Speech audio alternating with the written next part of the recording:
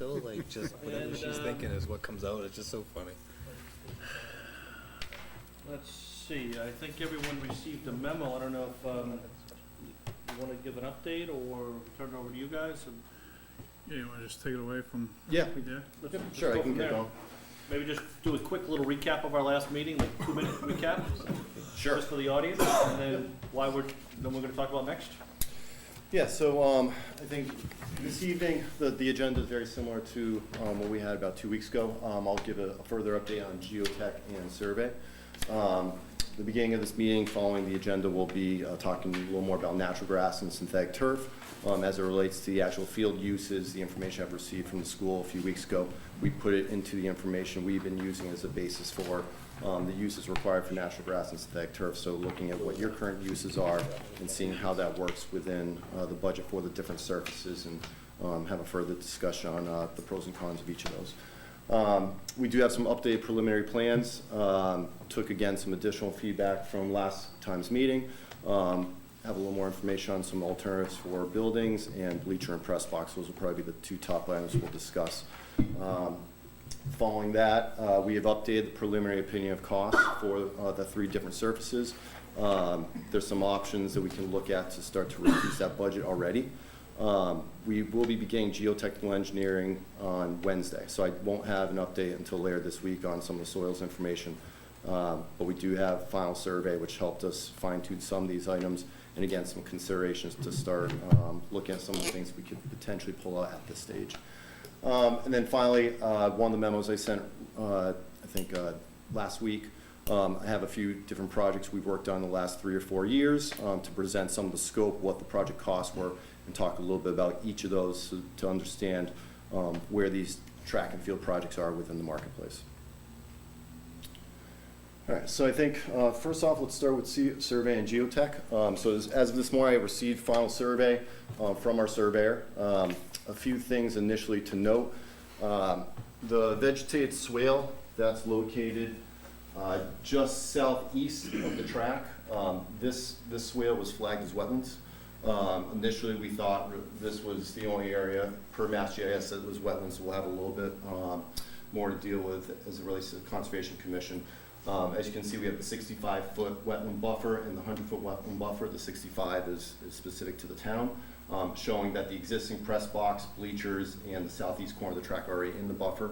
We're generally looking to rebuild in kind. So as part of the NOI submission, we'll have all our pre and post. And I've actually shared this with Brooke Monroe as well, just so she saw what we're dealing with. And I think prior to filing the NOI, we'll probably meet with her informally just to see if she has any concerns that we should address prior to filing the initial. If I could, just when you met with her, did she have any issues? Not to date. Okay. The only, we talked on the phone once or twice. Really the question was, is this an RDA or an NOI? She talked with the commissioners informally, and they thought an NOI was more appropriate. So we'll go that route and provide all the requirements for an NOI during our initial submission. A few other things we were able to confirm were existing grades. So generally, the parking lot from this side, right behind the baseball field, toward the softball field pitches downhill. So there's about a 1 to 2 foot grade change from baseball down to softball. The grade difference between the parking lot and the track is about 4 feet, and the bleacher areas down to the track are about 3 feet. The nice thing about the way this slopes, we initially thought we needed a full retaining wall on this far side between the track and softball. It looks like we can probably decrease the wall by 2/3, which will have an effect on the cost we'll share later on. I think we still probably need a retaining wall, and part of the things we'll discuss is this pinch point right here behind the softball third base dugout area in that corner of the track, and what some of the pros and cons are of that space, and making sure both venues are comfortable for softball and for track. And then the other thing that we did was we took a look at the existing grades of the field themselves. Generally, the grades are about 0.65 to 1.2% from the center of the field to the sidelines. Typically with a natural grass field that you guys have out here, that you want that grade to be 1.5 to 2%, because we're not able to get a lot of vertical drainage. Really, we're working on surface drainage. So I think one of the causes to some of the drainage issues may be that the area is a little too flat, especially on this side of the field. this generally looks to be a little more flat than the side closest to the parking lot. So I think that's certainly one of the reasons for the contributing drainage issues you may be having over there. Any questions before I go into geotech? So on Wednesday, we will begin our geotechnical investigation. The first thing they will do is the test borings and then geoprobes. Test borings are a larger drill rig. They usually go down much deeper than a geoprobe. A geoprobe is about 10 feet deep. Test borings are for the deeper excavations. For the light poles, that typically have a 16 to 20 foot deep footing for the buildings and for the press box and bleacher. So what you'll see in the yellow-green, there's 2 test borings here where we assume 2 of the light poles will be. Number 3 and 4 are other light poles. TV5 here is a general location to get information on the bleacher and the press box. TV6 and 7 are corners of the proposed building in that area, and then TV8 will be to see if we have any issues related to a ticket booth in that general location. In red are the locations for the geoprobes. Again, those are about 10-foot depth in investigation. What we're trying to find out there is what your depth of topsoil is and what the depth of the pavements out there existing are. Because one of our goals is to pulverize the track in place, reuse that as base material rather than having to import new material for an additional cost. And we anticipate that starting on Wednesday, go through the rest of this week, and probably Wednesday or Thursday of the following week they'll be done. So about 6 or 7 days, weather dependent on the operations. All the test borings, they'll backfill with the material they pull out. The geoprobes are about 1.5 to 2 inch in diameter, so they usually fill those in with concrete if they're in the paved areas, or they'll backfill them with topsoil that they pull out. Can I just ask on the test borings that you have there, 7, is that what you're planning to do in how many days? They're going to shoot for 2 a day. So there's 8 total test borings. 7 are, I might have had a typo. It's 7. 7 total. So they'll probably end up, 1 on 1 day, unless they can get 3 done in 1 day. But ideally, that's about 3 to 4 day. The geoprobes, the number we have, I think they're going to try to do within 2 days. Okay. Just a question on the ticket booth. Are we better off doing more geoprobing throughout the site and reducing down one of the test borings? Just because the ticket booth is not going to be anything of mass size. I mean, I get the light poles, I Sure. get what we're talking about for the press box and, the supporting buildings. Just the ticket booth piece is the one that I'm wondering if we should divert that money to more geoprobes elsewhere. Yeah, we've talked about it a little bit with our geotechnical engineer. I think they want to see how the first day or 2 go. And once we get to the back end, if they feel like they have enough information, and once they get out there with the geoprobe for the day, they're there for the full day. So maybe, if we have 14 of them here, if they can squeak 16, get a few more, mostly in the field, that'll be helpful. So we'll know probably Thursday or Friday this week how they're going with that and try and maximize as best we can. Because especially in the field area, we have four geoprobes in the field. If we can get 6 or so, it's going to help us get a better sense on what the average profile of the topsoil is, and that it just firms up our quantities depending on which field surface we go with. We'll know what we need to do with that material, because most likely we will have some excess topsoil no matter what the field surface is, just by means of expanding the track and some of the impervious surface we're adding. So the more we know how much we have, either if we can lose it on site or if there's other places on campus we know we have to identify for our home. There was some rumor that there was, that area was a fill area. Are the probes going to be going down deep enough if they were 10 feet? John, do you have any information or anything about any of the info about whether that was an area, if there were stuff that was buried in there and that was when the school was made? The only info I had, sorry. I didn't- No, I put The one only, more time. when we had done some exploratory on the possibility of the elementary school going over there, they more so went into where the varsity and the base JV fields are. And they thought maybe there was some organics dumped over there from the building site itself. But as far as we know, nothing was done. Nothing was filled in at the football field. I think that My ask probably- was that if the depth was going to be deep enough to Yeah, explore, so that we don't have any we'd be reason to assured of believe the that. base. Okay, It's anything besides native Yep. under there. that's good, good. So your geoprobes are going down 10 feet? At least, Yeah. yep. And I guess the other way of looking at this is geoprobes are cheap in comparison. And, I always like to uncover anything prior to the whole bid package, so we don't have any change orders and surprises with material that we may find in there. So, you know, one of the things that I would suggest is that we may want to hire the geoprober for another day just to do more geoprobes. On a cost basis, they're relatively cheap, but that money actually is an investment that saves us money down the road. So that's why I was trying to pull away from that seventh boring. And if we need to supplement the budget to do more geoprobes, I'd like you to ask the your geotechnical guy on that. I mean, what do you think? Well, is it geotechnical engineering that you're using from Winchester, or? No, Haley and Aldridge out Okay. of Boston, they're the ones we typically work with, and then they hire usually a fairly local driller to Yeah. do the drilling for them, and then they'll have someone doing a site observation the entire time. No, I had used and done some geoprobes on some property at one point, and it was, it's good to, the geoprobes we found in native soils was representative of the samples. The deep borings, like Mike was saying, can be expensive, and we wind up doing it, but you have to have it for your poles and everything else, Yep. and agree wholeheartedly. But some of the other more surface rigs, that's not necessarily necessary if we're sure that it's a native material that's there. So that's my only comment. Yeah, let me talk with them. Like I said, if it makes sense for us to do 3 days, 2 each, get rid of that last test boring and do a few more geoprobes. You know, that we've had that conversation, right? I'll find out Thursday kind of how the first 2 days have gone, and I'll relay that information to you folks. And at a minimum, if we need to get a cost from them just per day to be out there another day, I'll find that information out this week, so we can make a call if we need to. What do you guys think, John and Dave? Yeah, that sounds like a good approach. As far as your access, you can get all the way back there with the rig and everything to bore. Yeah, the gentleman that'll be doing the site investigation with the drill, he's been out here twice, once to dig safe, and another day to do a little bit layout. He's generally okay with the access getting in and out of the facility. So he's gonna develop a plan for that. This is generally the plan for the location. I think they're gonna come in the double gates, probably, I'm guessing the access, you know, the ones near the bleacher press box, they'll use the access gate behind baseball. And then the access between baseball and the concessions, they'll probably sneak down there, probably go on the track as much as possible, so they're staying out of the grass area. Those blocked right now. No.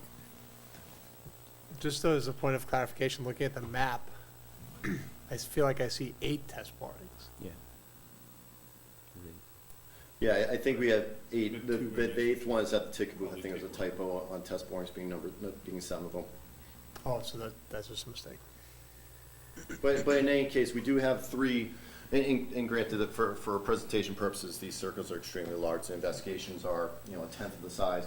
You know, we do have 2 locations here, one for the building, one for the light pole that are in pretty close proximity, so I'll talk to them as well. You know, if we maximize one here, get rid of one here, that might take care of a day if they do Okay. 2 in a day. Yeah, we know we need them for the lights. I mean, Yep. that's a guarantee. Sure. But the other stuff is questionable. And just for people that aren't terribly familiar with geotechnical investigation, on the left, the test borings, that's the drill rig. They will be using a much larger piece of equipment than the geoprobes. Are much smaller and a little more invasive as it relates to disturbing existing sites.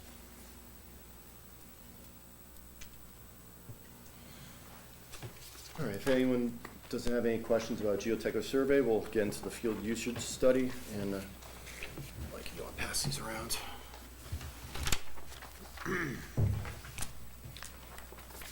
So I'm handing out a few sheets. All the information is also on the screen as well, to walk you through a little bit of some of the continual study we've done on the field usage for the facility. Thank you.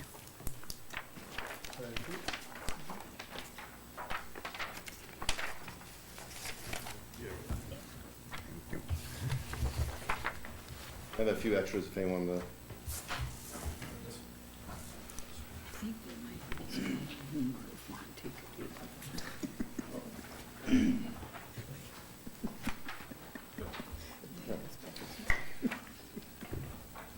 So the chart on the right was the information that Mike was able to provide me for the current uses for the facility. Broken up into 3 user groups, Carver Middle High School sports, Carver Youth sports, and then outside uses. That was further broken down into hourly hours per year and uses per year. Generally, when we're talking about uses, each use has a 2-hour duration, so when you're looking at the number of uses, the hours spent for those uses are doubled. And then we've been able to get a good idea per week on what the uses are, August to December and March through June. And for the most part, midway through June and July, the facility is fairly taken offline. Probably the first week or two of August seems to be consistent. So what we did to break this down was looked at the uses as it relates to games and practices. So on the far left, we've summarized the breakdown to show that the Carver Middle High School sports, there's 68 games per year, 194 practices per year, and that's 262 uses per year. Carver Youth Sports, 144 games, 186 practices, totaling 330 total uses, and outside uses that have 92 games, 118 practices, in totaling 210 uses. Overall, the facility looks to use 802 uses per year. Based on initial meetings we've had and general studies we've done, natural grass fields tend to want right around 400 uses per year. We use that as a boilerplate to start on a generic basis, and then we'll include information like we have done with you folks to make it real toward your programs. The 400 uses per year are basically based off 12 and a half uses per week for 33 weeks. It's assuming a full year, including June and July. Fortunately, with the time you take off in the summer, you have about 22 weeks of use, which is good. And you know, the range of when your major uses for each user group spreads out a little bit. For instance, most of the high school or middle high school uses are in the fall, as in the spring, track and baseball and softball really support it. So, you know, without the use of lacrosse, which is another program for most communities that really puts their uses over the top, you folks don't have lacrosse at this date. Carver Youth Sports generally has decent use during both seasons, and I would say that the heavier use for outside uses tends to be in the spring. So if you go to the next page,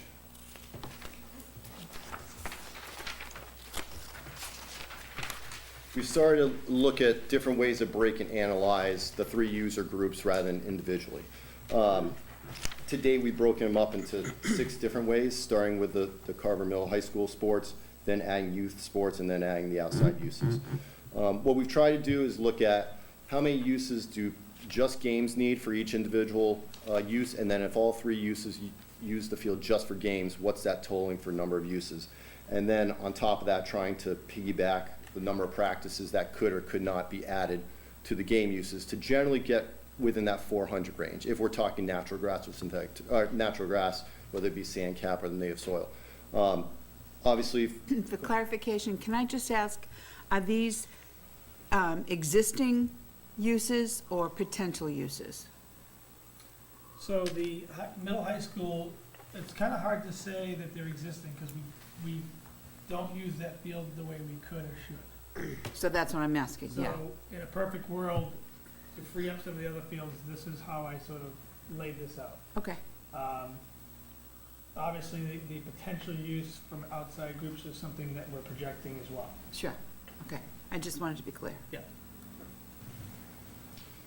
so if we're specifically looking at the natural grass system, we've been able to identify that if Carver Middle High School sports are the only ones practice with games or games and practices, they generally fit within that 400 range. If the middle high school and youth sports are the only 2 users that are using it for games, they're generally in that 400 range. And then same if you add the outside uses, so basically you're just using the facility only for games. Any type of natural grass system should perform well with the appropriate maintenance. Once you start including practices on that field, that's where you start getting into a position that the natural grass field would be taxed, and you have to increase the maintenance, which over time will increase your 10-year projected cost, and that starts to make the comparison 10 years for the natural grass field a little bit closer in cost to the synthetic turf. I think this community is unique because you don't have lacrosse. Most communities we work with, if they don't have a synthetic turf field, they need one because they're overtaxing all their facilities, and they don't have enough fields to keep up.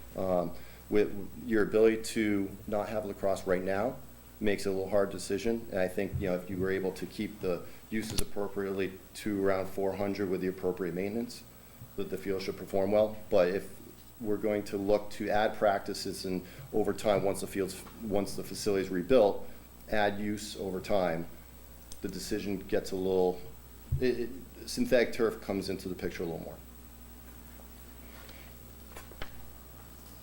So if you go on to page number 3 of the handout, this is how we've broken up the 3 uses related to cost. So the top 10-year total assumes that Carver Middle High School sport games and practices, Carver youth sports games only, or outside use games only, any combination of those less than 412.5 uses per year on average. We assume with the initial cost and the maintenance required, your synthetic turf field over 10 years, which includes a turf replacement 10 years down the road, would be around 1.6. Your amended nave topsoil is about 704,000, and your 6-inch sand cap is about 824,000. Once you start providing uses just over the 412.5 per year, what you'll notice is your maintenance cost for natural grass from 50 cents has now gone up to 91 cents. And that's based on doubling your cultural maintenance, your aerations, your overseeding, your top dressing, and potentially looking at a third of the field or so being resodded per year. The top breakdown assumes very small resodding, maybe just gold mounts, just areas that really get wear and tear over the year. And then your third use, which assumes anything over 412.5 and getting to the 600 to 800 uses per year, which the 800 is based off all your uses on this field. Once again, your maintenance cost per square foot goes to $1.42, and that is really based off the recommendation that with that much use, you're potentially looking at resodding the field every year, because that much use, your field will not be able to recover annually with that much use. And as you can see, the additional maintenance required for the native soil and for the 6-inch sand cap add to the cost of the project. Your 22 cents a square foot for infill synthetic turf, the maintenance generally never changes per use. Just the nature of a synthetic turf field, you can use it as much as you possibly can, and your maintenance is still going to be the same over time. And the third item on the very bottom, with that much use on natural grass field, it really becomes cost prohibitive to look at synthetic turf, knowing that 10 years down the road, that number also includes a 10-year replacement. So really that 1.6 is 20 years plus maintenance, and you're now adding all the natural grass maintenance on top of that. So, again, we start with a 10-year comparison. We certainly could go 20 years out. I think that with that many uses, it, again, starts supporting synthetic turf a little more than the natural grass. And the next page, or last page of the handout itself, just gives a little explanation on what that 50 cents, 91 cents, and $1.42 is made up as it relates to annual maintenance. So I base tier 1, which is minimal length and below 412. Tier 2 is probably around 600 uses based on your uses, and then 800 plus is your tier 3. Thatch removal per year, that basically stays the same. The periodic resodding, that's really the biggest item there, where tier 1, minimal. Tier 2, you're looking at about a third of the field. Tier 3, annual resodding of the field. And then your core aeration, your deep tying, your top dressing, from tier 1 to tier 2 and 3. Tier 2 and 3 about double that amount, again, to handle the additional use that's being done onto the field.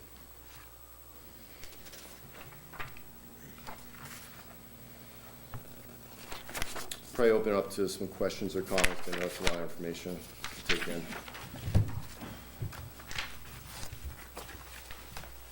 I'm going to start off. I'll piggyback a little bit off of what Mary and Mike were talking about. When we look at the uses, I just wanted to get a quick clarification as far as when I look at these numbers, this is what we envision will be used going forward, not what currently is.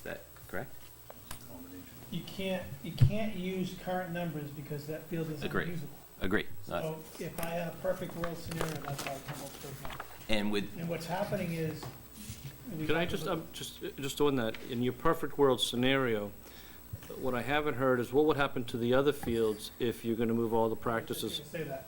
If, we talked about this in the beginning with softball, what happens during softball season is we're fighting over the same field space because we're making football fields in the outfield, they're conflicting times.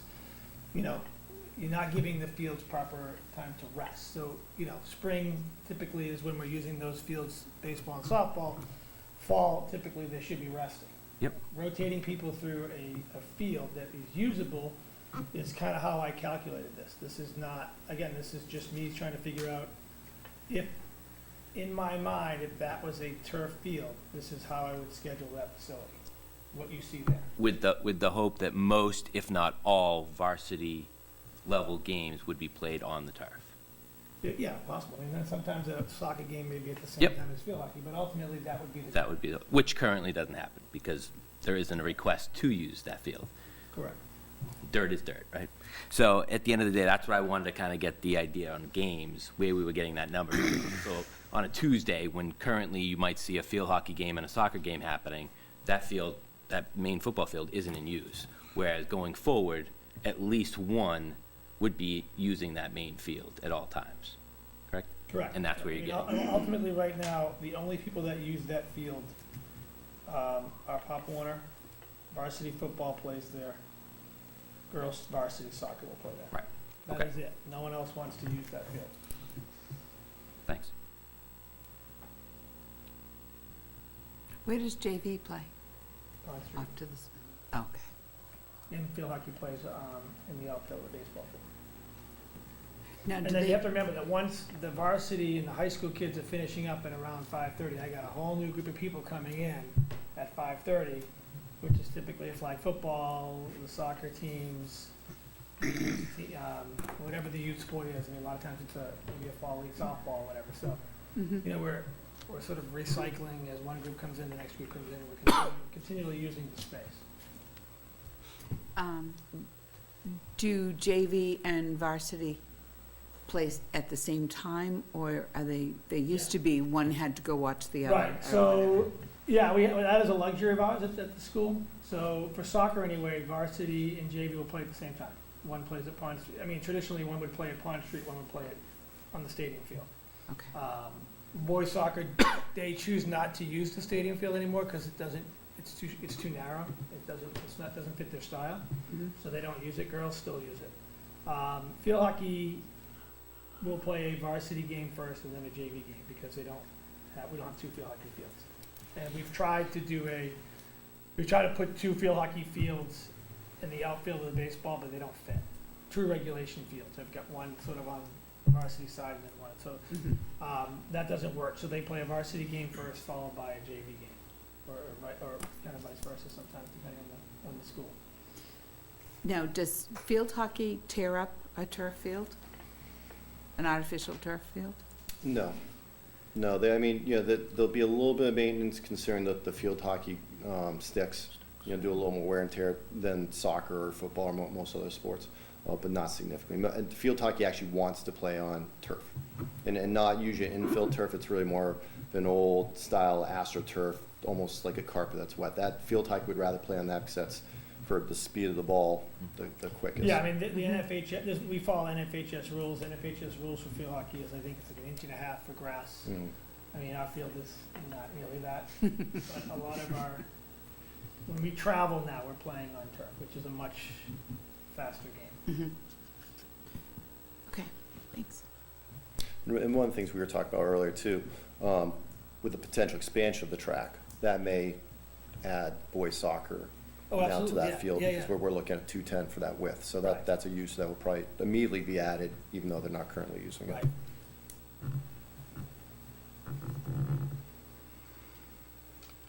Any other questions? You mentioned that when you drew this sports usage up, you anticipated that the site would be turf. What would it look like if it was not turf? So this schedule we have is based upon your assumption, as you said, that this was how you would lay it out if this was turf. Yes. If this wasn't turf and, we continue to have the irrigation put into all the other fields that Dave's working on, and we bring those back to life and we invest in those fields, which I think we've always talked about doing and seeding those around the high school, what would that look like? How would that be different than this? I would imagine we would have to only play games there. I would imagine No we wouldn't practice, run any yeah. practice. I mean, if the recommendation of the firm is that 412 is our threshold, then I think we could only play games. I also think that, looking at the maintenance cost, we'd have to make sure that we collectively as a district invest in a 10-year plan and that says we do that and that we don't ever stray from that. Because I think the reason why we're in the situation we are is that we ran into some financial times and we strayed from a plan that would have made sense for us, maybe. Agreed. So I guess, we'd have to look at the numbers, but I guess the first thing you would do is you'd cut any practice time off of that. You probably would limit, if cutting the practice time keeps us still at like 380, then we'd have to look at what groups can, outside of the high school teams, would be able to use that field. I hate to get in a situation where you're selecting one versus the other, but you're gonna have to protect that field, I guess is what I'm saying. Well, didn't they say that if you did games for all three groups, that would still only be 304, so that would still fall within the 416, the 412? It would, yeah, and I think in that situation, one of the things we consider is you could have a little bit of practice time on that field. Again, just it relates to the maintenance as well, because the 412 does assume that's fairly heavy use. And if you're missing some maintenance, there may be some additional dollars on certain wear and tear. Again, the resodding, that might be a little more than just some goal areas. And again, that may be season to season as well. You might have a little more resodding one year and nothing the following year. So If you exceed the 412. or even if you get to the 412, it's not perfect science. There still may be, and again, we're talking within a decent range on cost. I think the one other factor to look at too is, so 304 uses per year for games for all three uses. That leaves roughly 500 uses that have to be spread out amongst the other facilities. That's what I was gonna say, is that it definitely solves the problem that it's a good field and now we can have good games and stuff there, but it doesn't solve our problem of overtaxing the other fields.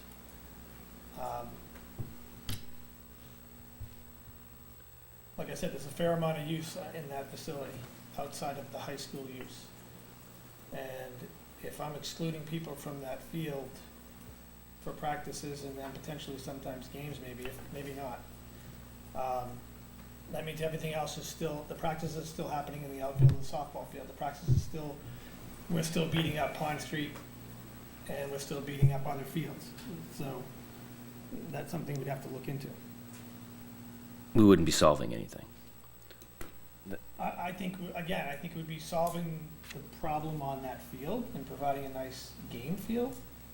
But I don't know that we're solving the problem of sort of trying to come up with a rotation in the field so that we can continue to keep all of the fields looking good. So a good example of that is we did shut down one of the Pond Street fields this year. I think I mentioned it a couple times. We shut it down in the fall. It was not playable at this point. It was in really bad shape. We sliced it, we fertilized it. It's probably got another 6 months or so before we really open it up, but when we open the field up again, it's gonna be a field, it's gonna be grass, it's gonna be a good field for us to use. We're gonna have to do the same thing with the other Pond Street field in the fall of next year, so that's going down for a year. Eventually, we gotta do the same thing with the football field. Remember, whenever we're shutting these down, we're losing them for, I would think, 6 months to really get germination and the roots to grow and everything else. So, I don't know that grass field down there is solving the overuse of the fields in the town in general. Well, around the school, we have the two Pond Street fields, and then we have the football practice field. Yep. So those are the 3 practice fields we have, and then sometimes you use the outfields for softball, baseball. But we have 3 designated practice fields. And right now, one of those practice fields is the one you use for varsity men's soccer. Correct. And Dave, can you give us an update where we are with irrigation of the 2 Pond Street and the football practice field? Yep, so the new wells are in, the irrigation will be running in the spring. So like Michael said, we're gonna wait, we're not gonna allow the spring, the field, the one closer to Pond Street that we had overseeded and fertilized, it came in good. But we wanna give that typically you need 2 growing seasons. So we seeded it in the fall, we will overseed it again and fertilize it in the spring.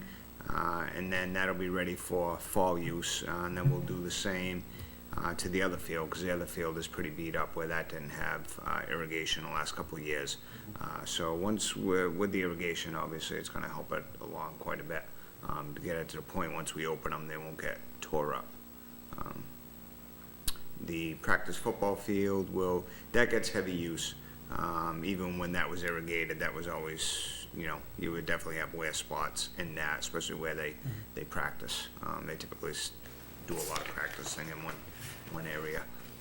That gets tore up even with irrigation by usage. The softball field is not irrigated and the 2 baseball fields are not irrigated, so that's something I think we should look at while we're doing this project, is looking to expand our irrigation.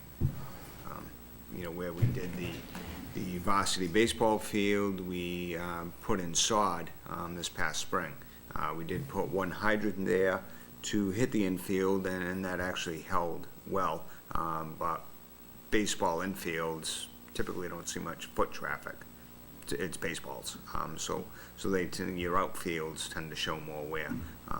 So if and that's something we got to look at too, as far as our JV field tends to be wetter. That's an area getting down towards that wetlands area that doesn't drain well. So that's always an issue. So that's where the irrigation will be up and running in the spring. So beyond the irrigation, what else needs to be done to those fields? Just a maintenance plan, do our applications, your spring, typically we do a five fertilization applications that we have done, and do they need core aeration during the year, things to maintain them, like they've laid out here as well. But some of those fields would need seeding currently. Yes, yes. So in terms of what needs to be done to them, so definitely the baseball they- outfield, baseball fields need to be reseeded. Yeah, I mean, they could all definitely at a minimum use overseeding for sure. The other soccer field definitely needs to Definitely, be and the shut football, down for 2 years. and so is the football practice field, that needs to get shut down, Yeah. and We were talking about doing a top dressing of these other fields at one point, I think, Yeah, possibly, yeah. whether that's hydro seeding or slice seeding or multiple Yep. other sources. Yep. Can you also just, for everybody else's edification, just talk about, from a maintenance standpoint, how we're gonna go forward, from a personnel, from an operations standpoint in maintaining these in the future? So we have dedicated now through the merger of the DPW and Facilities Department, if you will, the Operation Maintenance Department, now we've hired a field specialist. So that person, right now in slower times, is actually, they are part of our DPW, so they're working, performing those duties. But during spring, a little bit less in the summer, and then fall again when sporting activities are heavy, that is going to be their job. They are dedicated to maintaining and servicing the athletic fields, and also coming online, not next fall, but the following spring, will be the athletic fields at the elementary school as well. So we're looking at buying some equipment to make this a little bit easier to assist this person, to minimize, because realistically, mowing is more than a 40-hour-a-week job with all the athletic fields we have. So we looked at, do we tackle that with equipment, not personnel, and equipment? Do we add on more personnel? So we looked at a lot of scenarios to do that. And what did we come up with? Through capital, we're gonna be purchasing We have requested, capital outlay is not finalized yet, but we have requested a large mower, something typically you would see like on a golf course, that has wings, that would come up, that will allow us to actually lay down and cut a 16-foot swath, in one cut, and that's gonna greatly minimize, because at the high school, middle school, you're talking 26 acres of athletic fields to be maintained. And when that's irrigated and growing, you're typically talking 2 cuts a week possibly, when they're in hardy.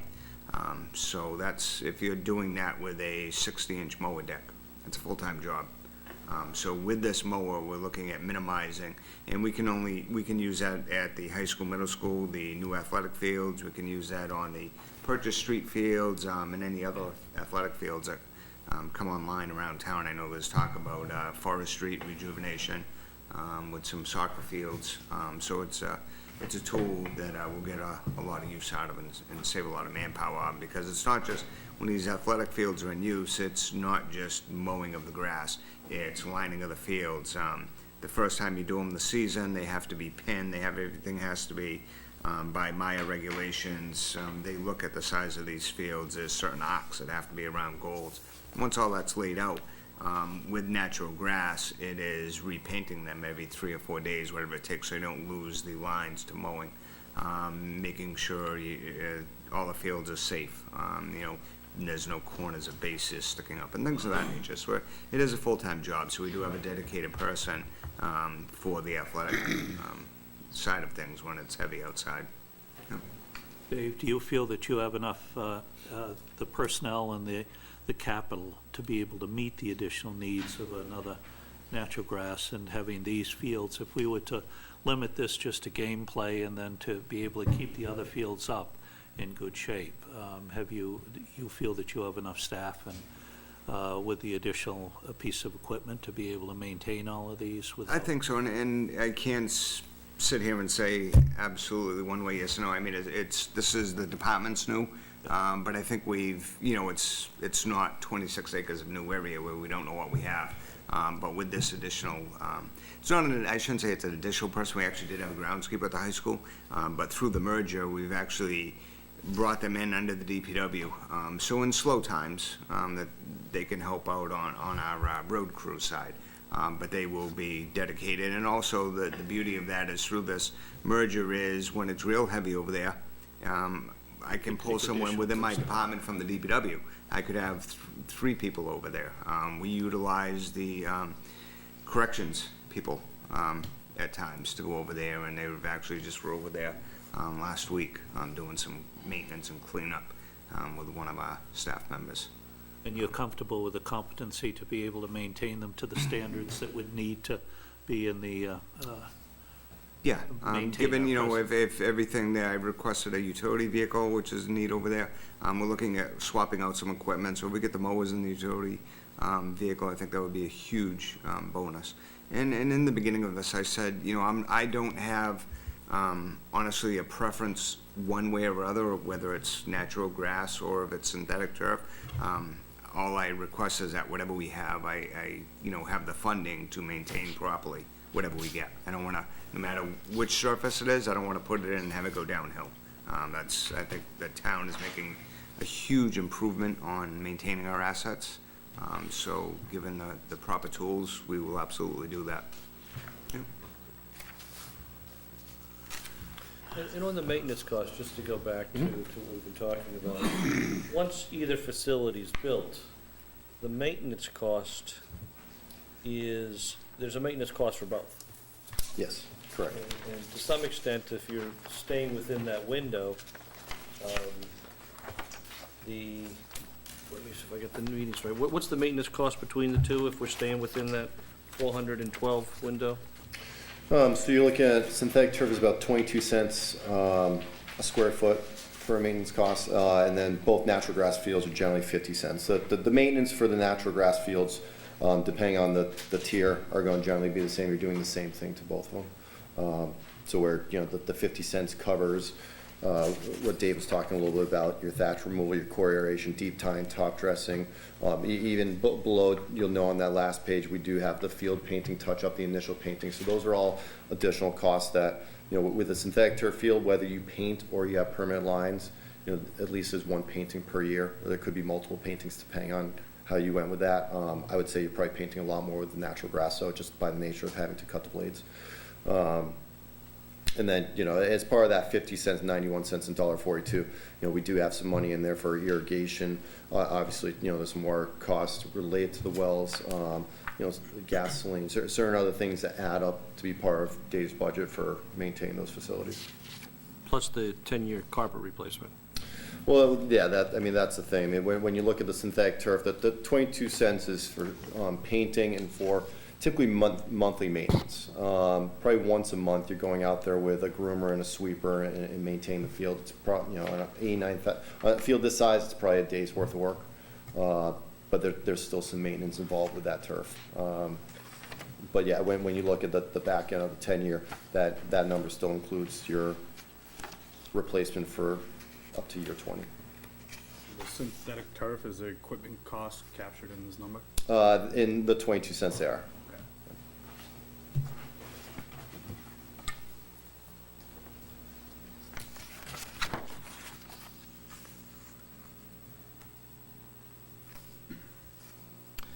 Any other questions? And Mike, let me just go back to you again. We talked about your analysis was based upon if this was just an artificial turf, and you mentioned if it was grass, then you would just have the games there. How would you then utilize the other 3 fields? What would be the plan for the other 3 fields? Which would then obviously have to have the practice component on those. Would you still open it up as much to the outside use, or no? You mean, non-Carver residents? So Yeah. paid people? Non-Carver, yeah. We've explored that a little bit over the last couple of years with a couple of outside organizations, and it kind of interferes with what the youth needs. So Okay. I've tried to share the space with the soccer fields before, and it kind of falls in the way of what the youth soccer needs. I mean, realistically, you're looking at a total of 3 fields. Mhm. With the exception of our facility, you've got Purchase Street, and again, we're trying to get Forest Street up, really for the little, like, I'm talking probably flag football and some of the younger kids' soccer. So again, it tends to fall to the middle high school as a place to sort of put everything we have. I have been asked many times about lacrosse. Lacrosse is a little scary at the high school level because of our numbers. Mhm. And if we introduce lacrosse, as you know, it'll pull from something. Mhm. But, that's not to say that over time, there may be a volunteer in town that really wants to push lacrosse and start a program and see where it goes. So, I guess we would do what we always do, and we've got the 2 Pond Street fields, we've got the practice football field, and we use the 2 spaces of the baseball, softball. I mean, I will say we're lucky. I've been to a lot of facilities to have this many fields on one site. We are fortunate. You go to a Hull, you go to a Middleborough, you're not all on the same site. So that's definitely a bonus for us. But I do think we would continue to have some wearing down of the fields from practice. I mean, practice tends to wear down certain spots. I mean, football, as an example, the center of the football field is always worn down. That's where they're running their plays from. Little Tyke soccer, they're taking half a field and they're running, one field. So, I don't know. I think a practice is very different than a game in terms of wear and tear on a field. You're running the same drills, you're running the other things. So I think that's something. I do think that practices on the same field over time can do more damage than playing a full game of soccer or whatever. So I guess to answer your question is we would just continue to rotate what we had with our youth program and start to see the holes. I mean, in the fall, it's very difficult to try to open up the fields for outside use because of the daylight savings. So by the time we're done with the high school and the youth is done, it's 6, 7 o'clock at night. So I did get some groups a few years ago using the field from like 6:30 to like 7:30. It was only for a couple of weeks. I've never opened it up to outside groups to pull the lights on and play in the field down below. Again, because that field was fragile, I guess is what you'd call it at that point. So, I mean, there's always ways to do it. In the spring, there's more opportunity because of the fact that we're not using those fields and you're basically juggling the youth as well. We've always explored it, but we've never really done it in terms of generating funds per se. It's always been to help offset costs. So, just digging into that a little bit more, if we go to page 3 of the memo that was passed out, reading this correctly, and I'm just going to give rough numbers here, the cost per use of, and I'm just going to use the dirt field for right now, not, grass, is that to build that, and this was with lights, it's about $600 per use, or about, call it $300 per hour. So $600 per use. Based on how many Right. uses? So I don't, Yeah, I don't know what it is. I'm sorry, it was in, actually, it's on page 2 then, okay. page 2. So, again, the print's fine. The cost per use, again, a 2-hour usage for an artificial turf is $1,200 per use, and natural grass is $600 per use. From an outside use standpoint, again, trying to raise money, I would think that we would have to charge at least what it costs the town to build the field. And I guess what's the market for these different AAU programs and these travel programs to rent fields? Are they willing to pay $600 per game for grass and $1,200 per? Look at these numbers, I don't feel like that's a fair comparison. Because you're primarily going on the fact that the concept is we're only going to use these fields for games. And I don't know why that's an underlying assumption of this committee. No, that's not my question. That is No, that is your question. No, it is Because the numbers you used, Michael, you used the comparison, which was games only, for the infield turf versus native soil. I don't know why that's our underlying assumption of this committee. Why are we not talking about this as what it should be, which is a multi-use field that everyone can use, games, practices, the entire community? Our whole discussion tonight so far has been limited to the concept of playing high school games there only, which I think is not the assumption we should be using. And the question you just asked was based solely on that assumption. You took $1,200 versus $600, which is a comparison of games only. And I don't know why we're not having a larger discussion about, we need to put this to the community of what we want this field to be, how we want it to be used, that this is going to be a multi-use complex that the entire community can use, and give them the option to do that. So far, I feel like our total discussion tonight has been down the road of games only, grass field. Scott, I just beg to differ. That's not what my question is. My That's question exactly what your is- question was. Well, I'm going to rephrase the question because I'm Please going to do so. explain it well.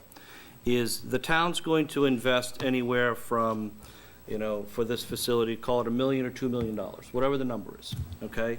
And if you divide that by the number of uses that's allowed within a field, whether it's... Games only, which is the number you're comparing on the sheet. No, No, again... you said $1,200 and $600 is a comparison of games only.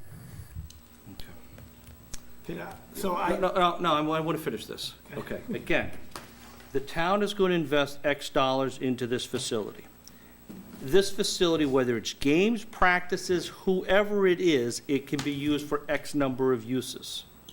Those X number of uses are divided by the investment. That investment, that means that whether your cost is $1,200 or $600 or whatever the number is, I don't care what the number is, that's the town's investment that it put into the facility. So at a minimum, if it's going to lease or rent out the facility to a non-town party, then the town should at least cover its cost. Whatever that number is, $300, $600, $1,200, whatever that number is. Okay. So my question is, no, I want to finish my I agree with that, but your question, you said you used the comparison, which was rephrasing my games question only. to get to the was point. $1,200 versus $600. So I'll go to the comparison using the numbers for all uses, which is for infield turf, is $273 versus $277. Okay, That's great, very great. similar No, that's cost. good. 277. I don't care what the number is. The point isn't what the number is. But the point is, question the point is the number you use to ask the question, which is a $600 cost comparison. Okay. The question is, there's a cost, and if it's 275, whatever the number is, that's what the cost is that the town invested in the field, and that's what the cost is for those 2 hours of use. My question is, that I was trying to get to, is what is the market for these travel programs? Will they pay $300? Will they pay $500 to use the field for 2 hours? Because if they're not going to pay $300 to $500, so we can at least cover our cost, which is my question, can the town cover its cost? If it can cover its cost, how much more are they willing to pay? Because if they're not willing to at least cover our cost, then should we be allowing a travel team from Sandwich, to pick a town, to come to use the taxpayer-funded field in Carver? That is my question, and that's what I'd just like to know, what the market is for travel teams, to see if there is actual revenue that can be generated, and how much revenue can be generated above what our cost is to build the field. Okay. So, the answer to your question, very simply, is there's not a chance we're gonna get $300 an hour for a field. But I would argue that that's not what our goal is. Like, I don't think we want to defer the cost of the field to any outside user that uses it. I think the point of charging a fee, and I've talked to Duxbury, I've talked to Cohasset, I've talked to East Bridgewater. The point of charging a fee is to try to offset the cost of future expenses. Oh, sorry. The cost of the fee, or the purpose of the fee, is to try to offset the cost of future expenses. So yes, we're not gonna be able to rent the facility at $275 an hour, because people would not pay that, because they can go next door and get, North High School for $100 or $150, and Duxbury for $100, and I think Cohasset's $100, and then plus a fee for lights. So $275 would be a stretch, we would never get it. But if you were able to, if we're looking at my numbers from the original spreadsheet on the front, if we're able to bring in, 100, let's say for easy numbers, even 100 hours over the course of the year, at $100 an hour, that's 10 grand.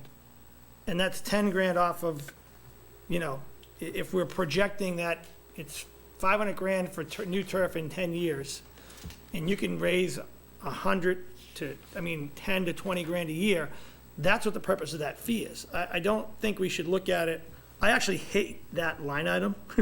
I'd like to scratch that line item from the graph to say, this is the cost per year. I get the purpose of it, but it's not a relative way of looking at it. There is nobody that puts in a turf field is getting that kind of money unless you go into Gillette Stadium.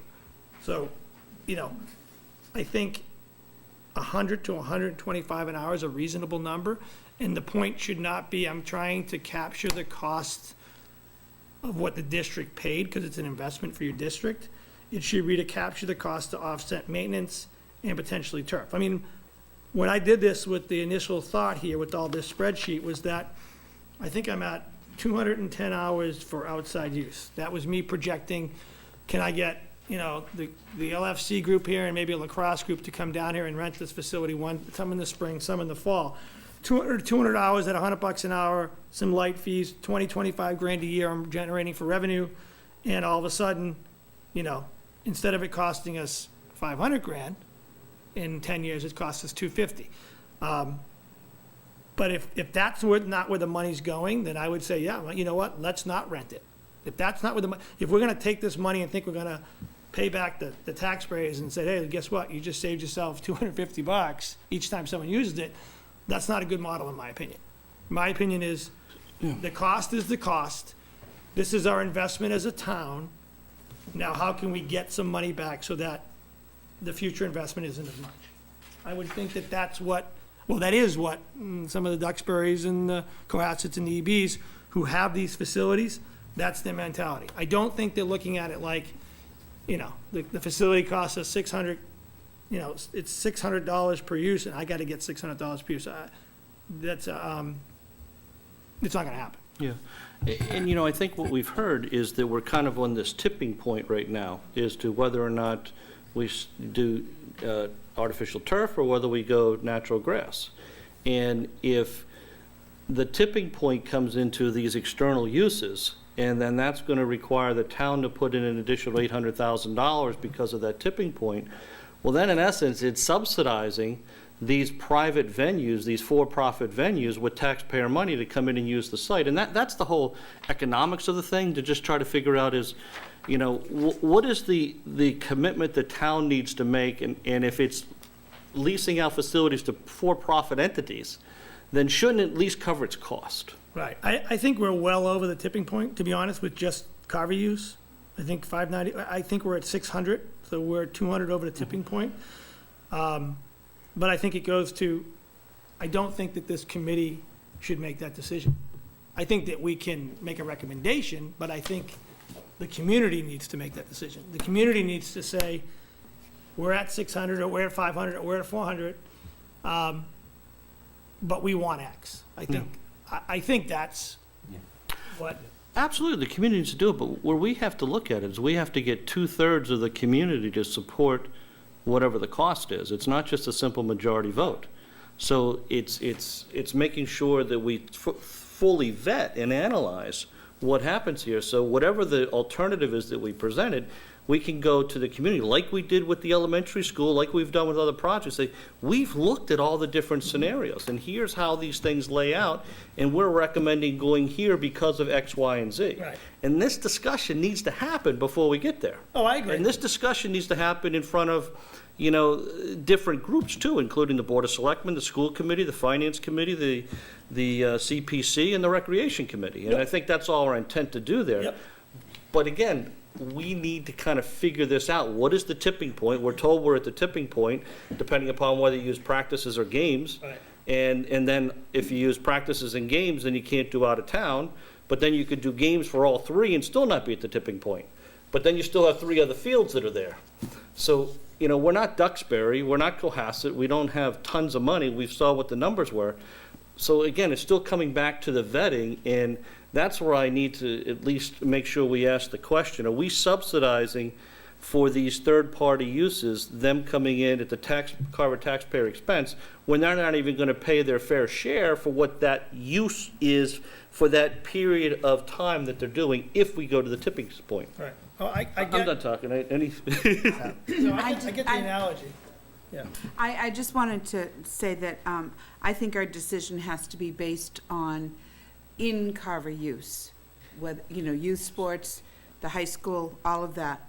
Because realistically, I'm not sure in any given week how many hours are available. If we were to go having all the Carver youth sports and the high school in any given season, there's not a lot of extra hours during the school week for outside sources to come in and play, I would think. I mean, you know, yeah, they could go at 9 o'clock at night, I suppose, but that's maybe not responsible.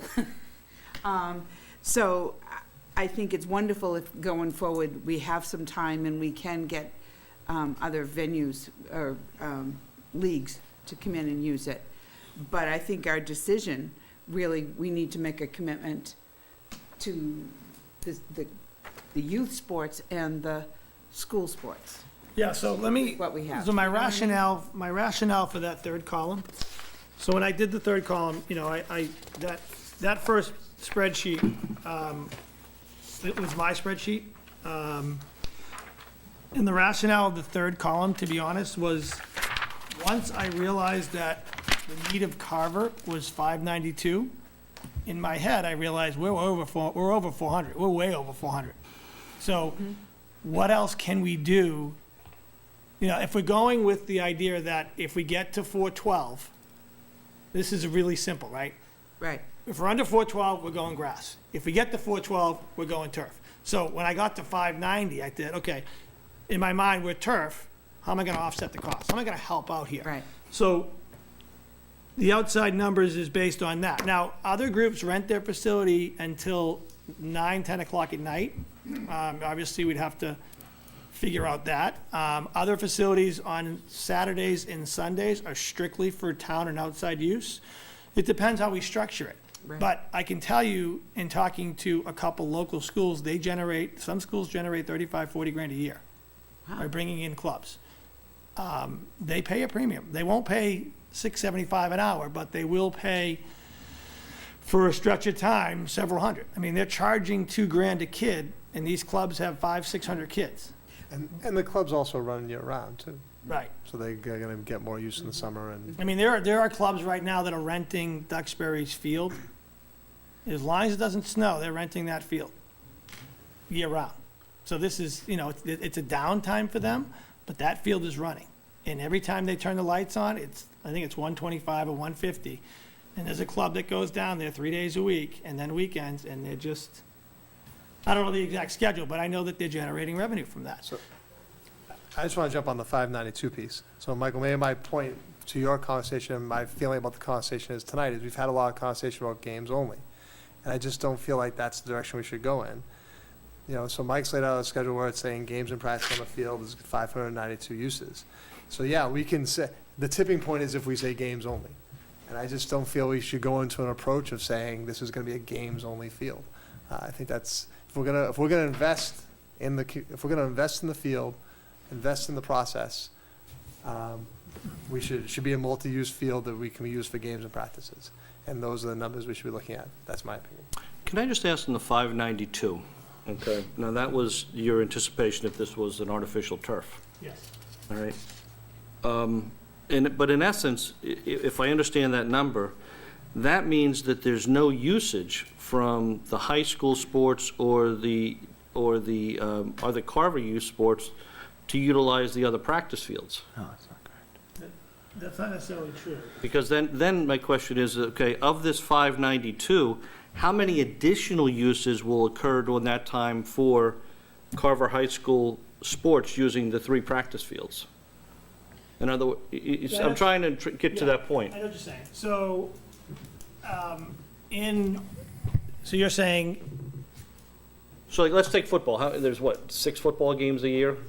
yeah, okay, so let's take football, for example. Football has minimum 2 teams. Yep. Ultimately, might have a 3rd team. They don't necessarily practice together. So the freshman or the 8th grade will practice off to the side on one field, the varsity's on another field. So there's 2 people going on right now. Typically, there is a varsity soccer team for girls, a varsity soccer team for boys, varsity JV for both. So that's 4 more teams. They do some practicing together, they do some practicing outside of each other. You've got field hockey, definitely will practice together. And that would be a typical fall afternoon. Okay, so you're basically using the outside of softball. I've set up a JV field. The varsities are on Pond Street. You got a football team going on. You've got the second football team using a space where the basketball court is, and you've got field hockey running drills in the outside of the baseball. We're full day. If we had, so this is designed to alleviate that with one of the fields. So one of those teams would bump into that spot. And then you would do your full complement. So maybe JV football gets it for a day, varsity soccer gets it for a day, you rotate. Or, one starts later because they want to do the turf, or field hockey is going to be going to East Bridgewater and they don't want to practice in the grass, they want to get a chance to play on the turf to get ready for the game. So basically, you're just bringing one more field online. But we're still using everything else. And then in the case of this year, we had a field shut down. So all that going on minus a field. So what did happen this year is that a lot of times I was bumping people to the stadium field. It was wet, it was muddy, but we were using a portion of the stadium field because we were short of field. So these numbers would not suddenly be like, everybody off your fields, come rotate onto the turf. Now, obviously, people will be fighting for it in the beginning, but ultimately, we like to get our kids after-school practice done 4:30, 5 o'clock on their way. Because like I said, there's a next population of people coming in, using the space.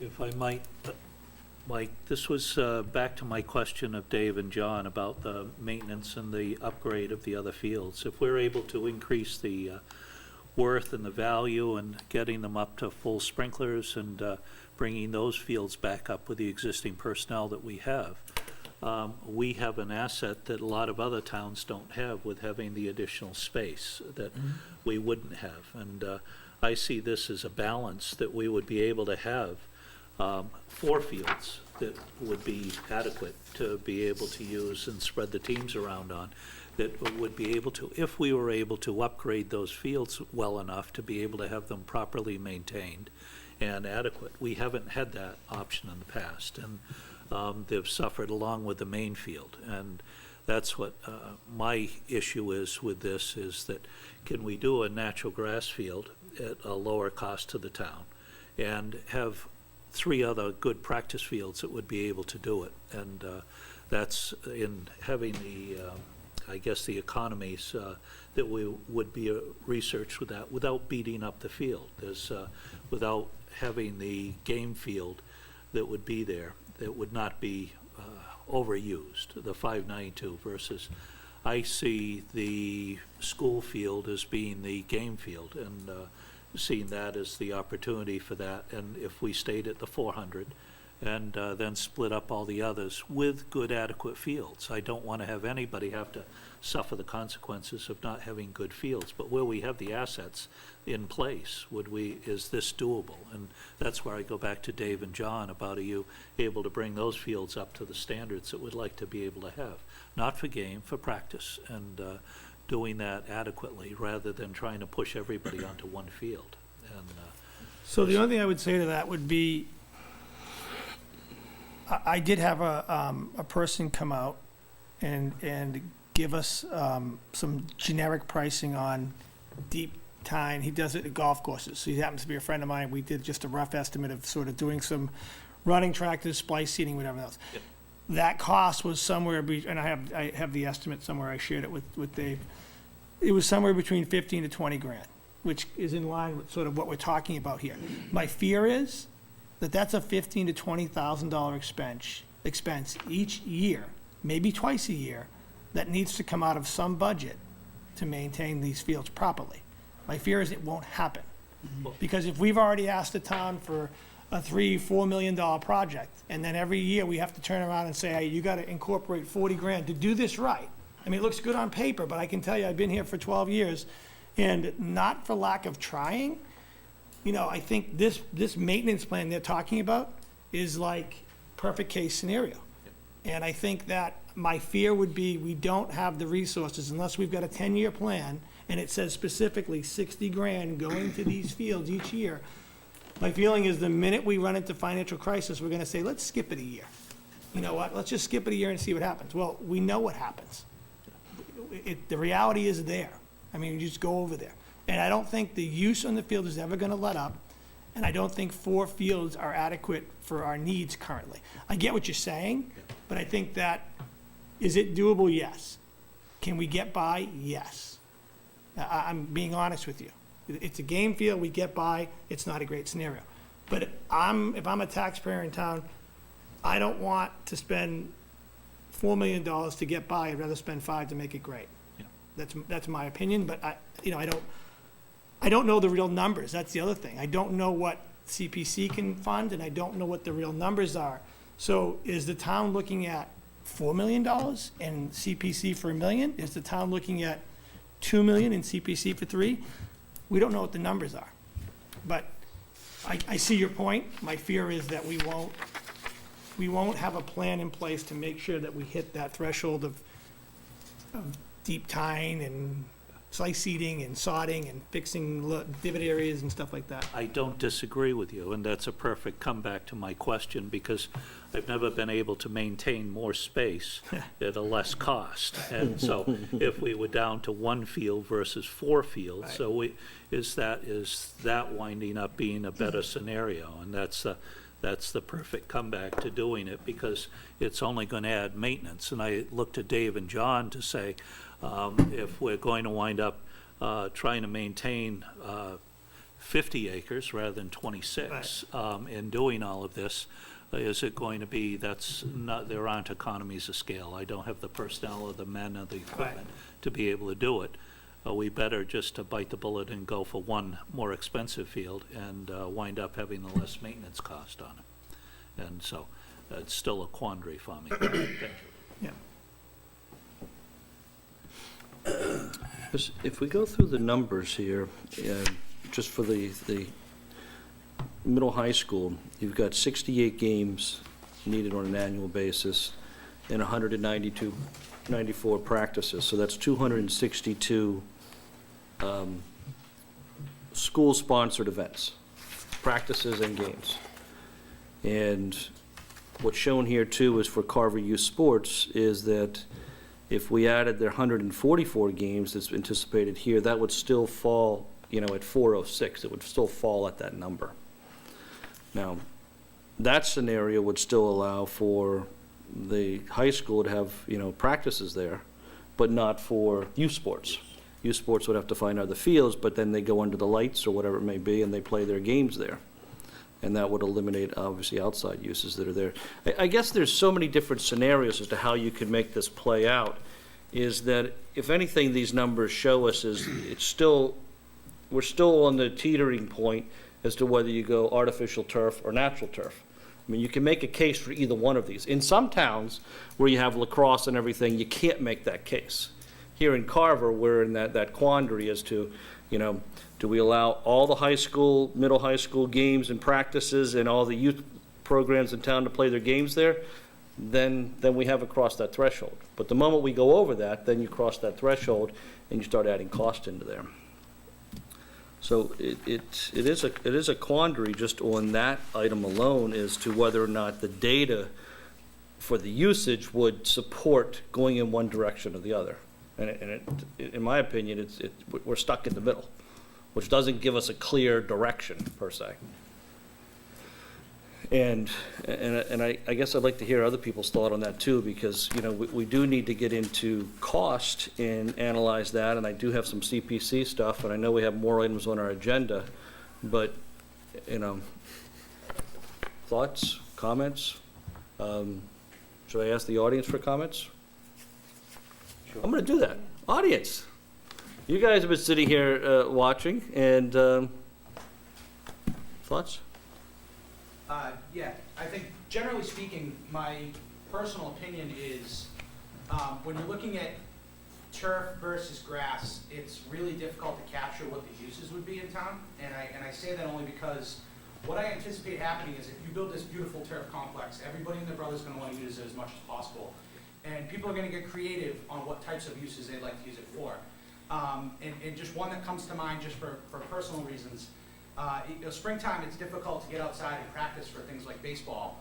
But if you have a turf field that doesn't have snow on it, for instance, the high school program, the youth program for baseball can get out there and hit ground balls and do infield practice and hit fly balls and all these sorts of things that you don't have the liberty to do on a regular baseball field. And those types of uses would come out of the woodwork. And I think that when you're looking at a per use basis, you have to assume that it's going to be utilized more than anyone thinks.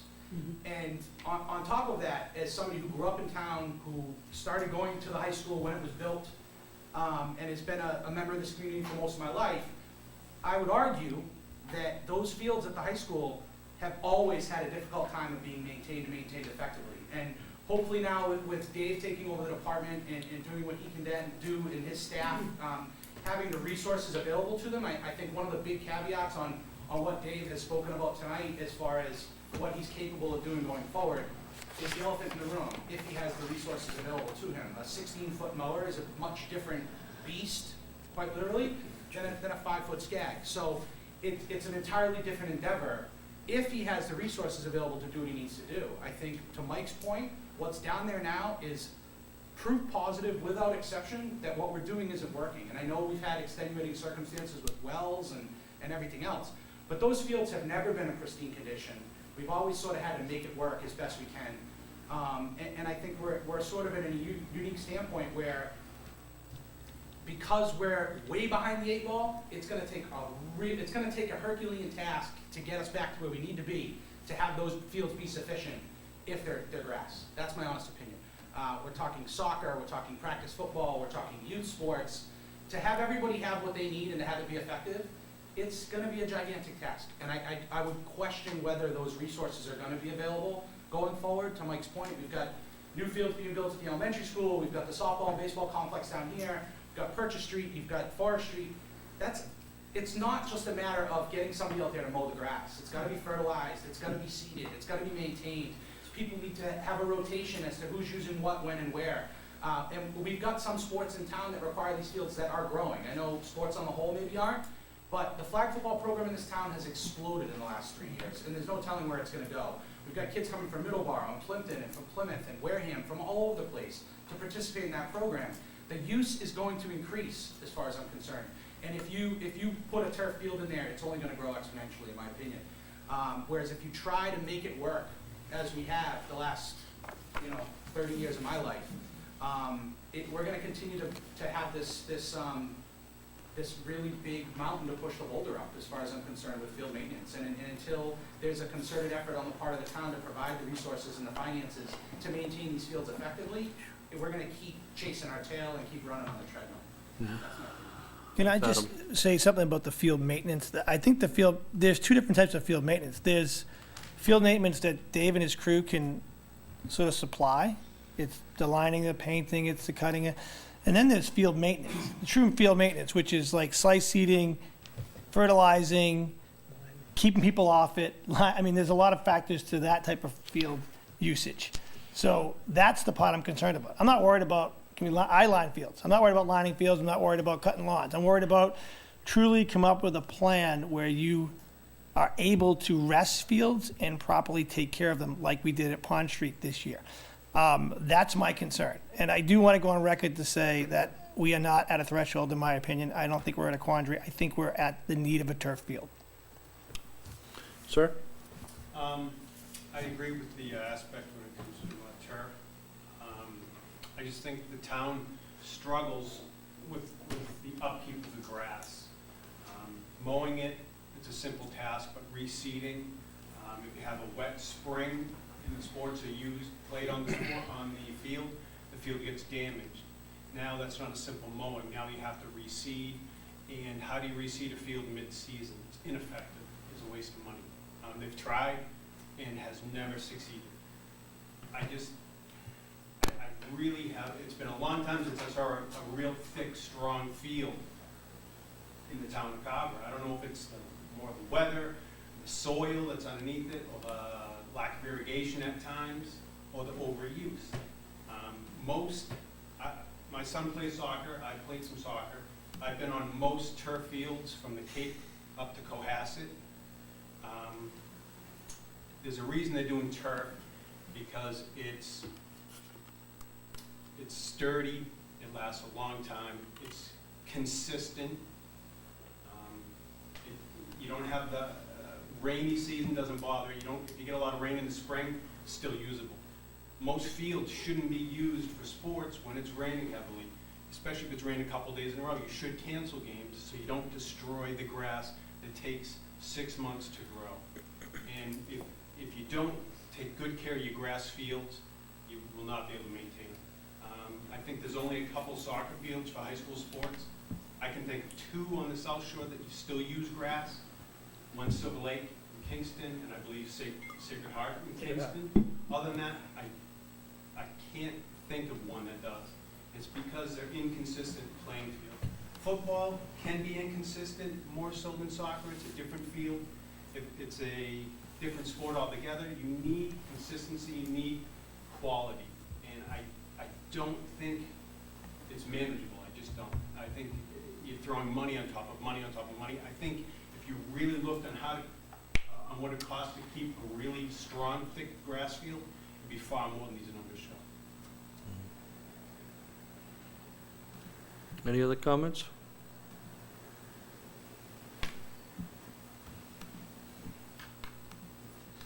What else was on our agenda? Actually, one thing I want to touch on, both the gentlemen had mentioned, as we're talking about the fields, that may wrap up at least the field surfaces themselves. So as we talked last few weeks, there's 2 natural grass systems we're looking at in the synthetic turf field. The detail on the far left, that's a natural grass native soil field, which doesn't get much vertical drainage. Your 6-inch sand cap, that has a premium to the native soil field. What that relates to is the use after a rain event. So typically these native soil fields, you can't play for more, you're usually letting them rest 24 hours at a minimum after a rain event. A sand cap athletic field, because the nature of that field is have vertical drainage into that 6-inch sand layer. You could potentially, if it rains in the morning, there's some use in the afternoon, depending on what the rain event was. Synthetic turf field, obviously, as soon as the rain event ends or during the rain event, you're able to use the field. So as it relates to weather and the use of the fields, especially in the springtime, those are some of the benefits with the fields. One of the things we discussed last week as well is just the pitch of the field, just to give it a little better visual from what we talked about, where the field profile on the top, that's your native soil field, that's got the steepest amount of pitch because you're relying on surface drainage to the edges. The field in the middle, that's a sand cap. What you see is drainage every 15 feet on center, so that the water will vertically drain through that 6 inches and get into that drainage system. And then the bottom one, the synthetic turf field, it's only got about 0.5% pitch from the ridge to the sidelines, full stone base. So when that water hits the field, it's going to vertically drain right through the system, so you don't have any water issues during play. I also just want to address the maintenance question, because they're very good points that have been brought up. And, that's one of the things the town decided to do several years ago when we started investing in all our new buildings and everything, is to make sure that there were adequate funds available for future maintenance. And one of the benefits, as both Dave and John, and these guys do work very hard trying to do it, I think everybody knows that, is by combining their resources, it gives them a little bit better ability of reassigning staff based upon the needs of that week or that month, based upon, growing seasons, whatever it may be. It also, by putting it together, it highlights the need and the desire for the town to focus on maintaining its assets and making sure the resources are there. Now, I give you, it's going to take several years for the general public to realize that and to understand that that's what's happening. But that's the direction these guys are taking the department, and through the selectmen, through town meeting, and through others.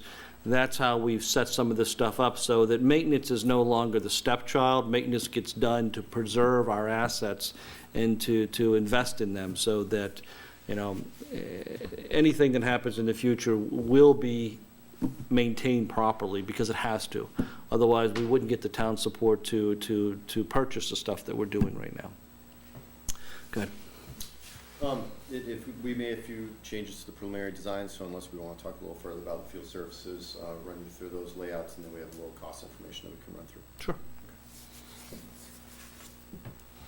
All right, so from our last meeting, very few changes to the overall site plan. What we focused on really was the bleacher and press box. Have a little more information for you folks on that.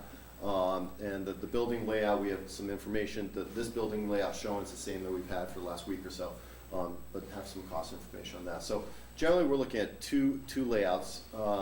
This layout shows a shorter, press box is about 6 to 7 feet off finished grade. So what this provides is a 6-row bleacher in front of the press box, and then on the edges, actually a 9-row on both sides. So you're getting a little bit of elevation on the sides, still maintaining just under 600 bleacher seats, but we're getting the height of the press box, and therefore the amount of ramp to the back of the press box is a little bit lower.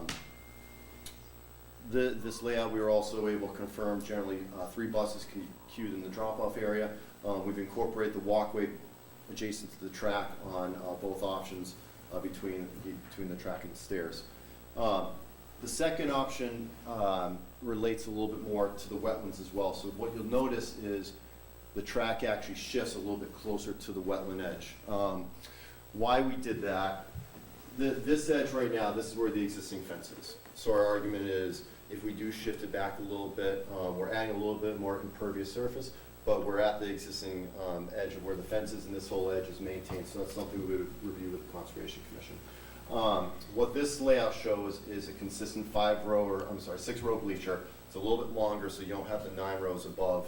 We get a little more, just over 600 seats. And the bleacher and press box, same elevation, we still have the same ramping system. By shifting it over a little bit, it gives us a little more comfort in the walkways coming from the parking lot down to the track. We're just starting to take a study of the grading now that we have the survey, so we'll better have an understanding on if we need that additional space, or if we don't, we would probably certainly shift it a little bit more back toward the parking lot. You know, this is real estate that if we can gain a little bit there and help us in the front entrance of the facility, we'd rather take that. Both of these options respect the wetland buffer we have in here, so we're able to stay out of that.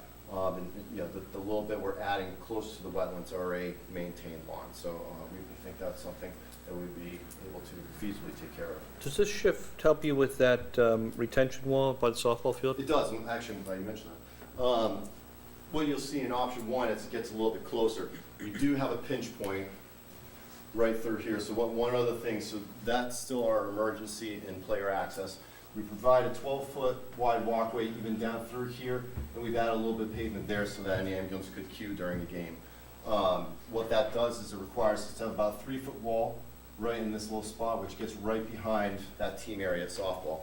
By shifting the whole facility closer to the wetlands, it does provide a little more relief there. We'll probably have still a 3-foot high wall, but it gives a little more comfort so that when you're on that third base team area, you're not feeling like you're right on top of the track area. Plus, it's a given that you're getting foul balls over the softball field that are probably going to get into the track facility one way or the other. I'm sure you have it now. So the more we can push that away and, you know, potentially add a little bit of ball netting at that wall, just to add a little protection, I'm certain it will help. And the wall just goes along the walkway? It does, yeah. So basically, the wall would generally start here. There's no elevation to the wall. As this pitches down, it's about 3 feet to here, 3 feet, and then we'll have the grades tie into the side. So it seems like we have enough room that we don't have to run that wall all along that softball edge. We would still have some type of fencing to separate you from the softball fields and the track facility. Is that the batting cage? That is, and that's also, we've looked at the existing batting tunnel for softball is generally located right through here. Yeah. So we're looking at just relocating the existing netting, you know, maybe providing a few sleeves for fairly short mic, but locating that directly behind that, or if there's another location that makes a little more sense. And on both options from last week, we're looking at potentially putting the shot put over at the football practice area with all the other throwing events. So what that does is it opens this space up to leave maintained as it is, and the potential scoreboard location will be over here. This just gives you a little bit of a blow up. So the top bleacher structure, that's option 1 with the 6-row and 9-row on the sides, and then the lower one having a lower structure with 6 rows all the way across. The downside to this top option is if you are sitting in this little corner, you may have some sightline issues as you're watching soccer because it's such a wide long field. So cost-wise, there's very little savings one way or the other. It would be more of a study to see if the taller rows have significant sightline issues that really push us to a consistent 6-row bleacher. And this is on top of the 4 feet that's already there? It would, yeah. So we still have the slope, and then these bleachers most likely, what you notice on the section, this is just aluminum angle framing on here. So it would probably be just on a 4-foot or, 4-inch or a 6-inch concrete slab. It wouldn't be any I-beam structure, which would keep the cost down a little bit. Being that it's a shorter bleacher, you know, usually your 8-10-row bleachers, it's a little more cost-effective to do I-beam structure, but we feel the aluminum angle frame makes enough sense in this scenario. What's the size of the press box? That is, I believe the one shown is 8 by 30, but we've talked a little bit about the 12 by 30, which allows you to still have windows on the backside. The cost estimate we'll show today includes the larger press box, but just from a graphic perspective, I think that's just 8 foot wide right now. This may be a crazy question, but do they have rotating scoreboards? Not that I want to rotate it during the game, and I'm talking about reposition it. They do. They do. Yep, and it's minimal cost as long as it's set up appropriately. They basically have a pin. You can rotate it. The newer scoreboards, it's easier to move around now. So and we've done those in the past. And the one other thing to discuss with the bleachers, so this is consistent with one of the bleachers we talked about that we've done at a facility. It's a 300 seat bleacher, 10 rows. This is actually a portable system. So the hinge and wheels for the system are on the back edge. This would actually rotate up. That bleacher itself is around $40,000 to $50,000. So to meet your 600 seat requirement, that's generally about 80 to 100,000. The permanent structure, I think the current estimate I'm going to share is about 160. So there's cost savings to go that route from a bleacher construction standpoint. The downside is there's no connection between the press box and the bleacher. I think that's one of the concerns with your existing facility and not being able to have that connection. So they are two separate structures if we go that route. And this is a system that they never fold up, they never remove. You know, it was purchased as we could do in the future. The facility's been here for 4 years. It's never moved And once. how does that impact the bathroom count? They did not require bathrooms for this facility. So, what's that? But they didn't, was it a private school or they just didn't require it? Zavarian Brothers, but whether public or private, they still Right. are required to meet the code. So, in this instance, they weren't required to provide restrooms for, this is their baseball facility.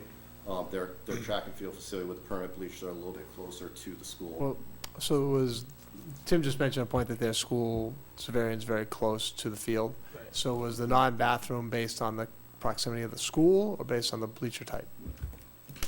Or can we investigate that at least? I think their bathrooms, that part of the school is pretty big distance, isn't it? What's it, 300 feet?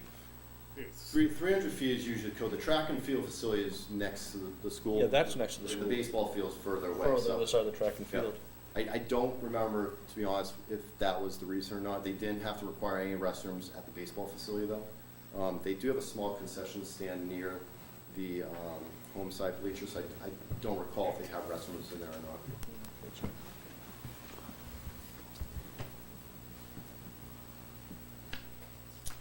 And the one other thing we have again looked into some other building manufacturers, so public restrooms. This is Mike, the company that we talked, I think 2 meetings ago. You had a brochure from them. Okay. This is more This is of the a prefab concrete one. prefab. This instead of the wrong text we looked at, come on a slab built, 3 to 5 years turnkey to put on top of a foundation. We showed the cost in this estimate. I'm going to share again. The cost for this are less than the wrong text structure. So, if that's the decision, we could go with more of a system like this. I haven't done any further research to see if there's other companies, depending on how we bid it, and if we need 3 approved equals, or if we would use this as a basis of design versus the ROM tech. But what I'm showing here is just a restroom facility, and then they have the option to combine obviously with the concessions and the layout, very comparable to the layouts we've looked at in the past, just a different way handled from a prefab and also from a cost perspective. How much are those individually? So the cost we were provided, hang on a second.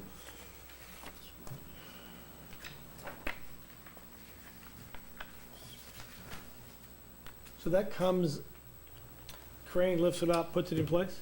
It does. I'm not sure how many pieces because there is some I would think. MEP that they have to deal with. Right. So basically, you need to provide the electrical power within Right. 6 feet of the building with a foundation, then they put it in place and they make all the final connections. Wow. So Mike, what they come is they're already pre-plumbed and all electricity, they basically put them down on a crane. Yep. And they connect to your water supply, your septic supply, and your electricity. Yeah, it's a nice looking unit. And you're I mean, good to that- go. Yeah, it looks a nice looking unit. And the beauty of it is that you just took a fire hose to it, and you can wash the whole thing down. Yeah, and their standard structure is a split-face CMU with a standing seam roof. Yeah. So what I was quoted, and this is the more conservative number that they gave, about $310,000 for the restroom portion. I'm sorry, how much? $310,000 for the restroom portion. So if we were to just build this building's, 310 is on the higher end, they thought. Yep. And then about $175,000 to get the concessions and the storage add-on, so generally Yeah, I know. upgrading to that, so whatever that math is, I mean, we're a little under 500,000, but showing a little bit less than what we were looking at the last meeting. I was putting that house. And how much are putting food that in carts? the attic, I could do Food it. trucks? Free if they show up, right? Is that a steel roof? Here you go. Oh, thank you. It's a nice looking building. Is it a steel roof? Yep, standing seam roof, yep. And I think previously those are kind of the materials we were talking about, that seems to be their baseball, again, there's options for interior plumbing and colors and all that, but it's a little bit further down the road. Yep. Okay. All right, so at this point, let me pass out, these are some updated estimates, and Oh, boy, you sure you wanna do this? they've gone down. Okay, That's progress. all right, pass them out. And what I'd like to do, I have a cover sheet for the overall numbers and all the backups included here, and I'll walk through a little bit on some of the assumptions we made. Again, some things that could get the budget a little bit lower, not set in stone, but things we can at least consider. Is there still a 50%? It still has that, yep. One of the things we were able to do when we got the survey was get a little bit of updated information such as the wall. I think the next hurdle will be over the next week, once we start getting the soil information to really hone in on what our profiles are. Do you have any extras? Yes. So that's gonna be where I think it was, around 4.5. Go to the last page. Last page is the turf stuff.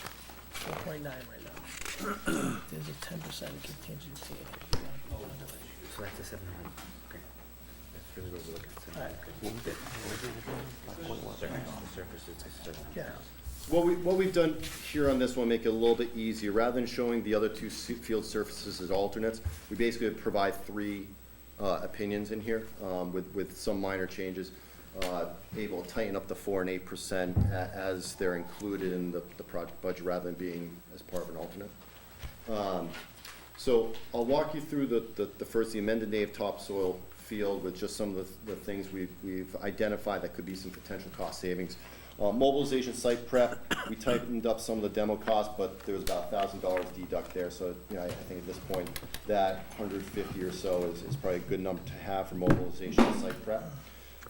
Earthwork, the biggest two items we were able to do is remove the cut to subgrade for the wall, and we reduced the 4-foot high retaining wall to about 876 square feet versus I think we were around 2,200 before. So the earthwork cost has gone down about $64,000 plus or minus. The 400-meter track, there's a few items that we could consider in here. Long jump takeoff boards, we could paint those. There's some cost savings there. Rotating track gates, those are gates that are usually put at the four corners of the field just to try to get people to walk around the entire oval rather than the inside lane line. Often what happens, people just kind of walk around the gate and stay on the inside lane anyways. So there's some cost savings there, and then potentially the ball netting, we had about 140 linear feet behind the end lines. We could live with probably 100. You're really going to use that for kicks over the soccer goals and then your football goal kicks. The biggest item that has about $30,000 in savings is if we decide that the 8-lane straight wasn't mandatory and we could live with a 6-lane. That's what, in red, the deduct to reduce down to 6-lane straight. So, from the $700+ plus $1,000, a $30,000 cut to keep the 6 lanes. Obviously the 8-lane straight helps with management of the games, gets the kids done with the track events sooner in the day. So, it's something to consider. But if there's, something we need to do with the budget, I think that's something that we could realistically look at. And you wouldn't be the first facility that didn't have an 8-lane straight. The amended native topsoil field, that number has held in this. Track and site fencing, number 5, we looked at removing the ornamental fencing and the architectural piers and basically making all the fencing just a black chain link fence. So there's maybe about $20,000 in savings from that budget item. Spectator seating and press box. So what we did was we removed the hydraulic lift, but the cost for the bleacher went up a little bit based on a ramp, considering those costs were fairly comparable. It was only about $4,000 savings from the initial. And I think as we detailed design that, there may be a little bit more money there, but the bleacher system right now, as a permanent structure, is generally, just shy of $300,000. And just on that, Yep. the other alternative would have changed the numbers by what? So if we went with the horrible structure, that multi-purpose, the seating for $160,000, that could be closer to 80 to 100. That's just football, they use it for track. And again, that's, that's a function of not having the connection to the press box and how important that is versus, the savings you gain with those bleachers. And I think 620 seats versus the just under 600, whether it's 6 and 9 rows or just 6 rows, that number is good right now for either system. Sports lighting system, the one thing we've looked at here is the system proposed is an LED system. Typically, we're seeing about 25% reduction if we go with metal halide, so that's what that $133,000 savings would be. You know, as we've discussed in the past, LED is where everyone's going, even in sports lighting. And my gut tells me that the metal halide may be a obsolete system in the next 5 to 10 years, and must go, and some manufacturers may be changing their warranty soon based on trying to push the LEDs. But, you know, there's initial savings if we stay with the metal halide, which, as I've noted in the past, you know, probably 50% of the lighting that went in this past year has been LED and metal halide. So, you know, it's right on the tipping point of LED being the thing that everyone's putting in, but there's some initial savings to go with the traditional system that's been around since 2005, 2006. How much does it cost to operate the metal halide? I don't know offhand. Okay. There's LED savings, and savings with using LED There versus the are. metal halide. Yep, So, yeah, I mean, the cost implications, the 25% in addition installation really is the cost of the LED fixtures and the structure, because LED fixtures are actually heavier than the older systems, so the foundations are actually bigger. So that's really what your 25% markup at the initial installation is, but overall, through your warranty period, which they have a 25-year warranty, that's when you'll see the savings for usage of LED over the metal halide. And when I was talking with the rep today, it's hard to target what year you finally get those savings, because sports lighting is used so infrequent compared to regular lighting. The support building, we've been able to reduce that by about $130,000. Most of that is based around the concessions building that we just talked about. One of the line items we did add back, though, that I don't think was in the initial, we had removal of the 18-inch RCP. There's some additional money, a placeholder of about $40,000 to reinstall that. That'll be a little more of a question once we get through further design. So the existing pipe, that's the one that runs basically underneath the existing bleacher and press box right now. We're assuming it may make more sense to relocate that out of the footprint of the new bleacher, the new press box, so we're not working around and designing around it. But depending on what that line item is, and we have to look at the survey a little bit, see where those inverts, those pipes are, may is more cost effective to build around and see what we can do to save that $40,000. And that's for new conduit? No, there's an 18-inch drain line, so there's. Oh, the drain. That picks up surface water parking lot area now and runs out to the existing. Runs out back. Yeah, it's basically, there's, so all the water is coming into, off the parking lot over here into a flared end, head wall. The drainage comes to this structure and then cuts all the way across to another structure and then outlets through one of the flared ends of the wetland area. So our thought is, since we're doing so much work in here, rather than trying to avoid, and God forbid we go through the pipe and damage it anyways, it may make sense to move it outside the footprint, or maybe even tie it into the field if it makes sense. And then over time, if you ever have to get back into it, you're not digging through new asphalt or some of the new work that we would put in as part of this project. And then the landscape improvements, there's about a $16,000 or $17,000 savings. What we looked at is the grant curbing at the drop-off area in lieu of having that landscape area around the drop-off. So the initial estimate had curbing around this edge and then also curbing around here.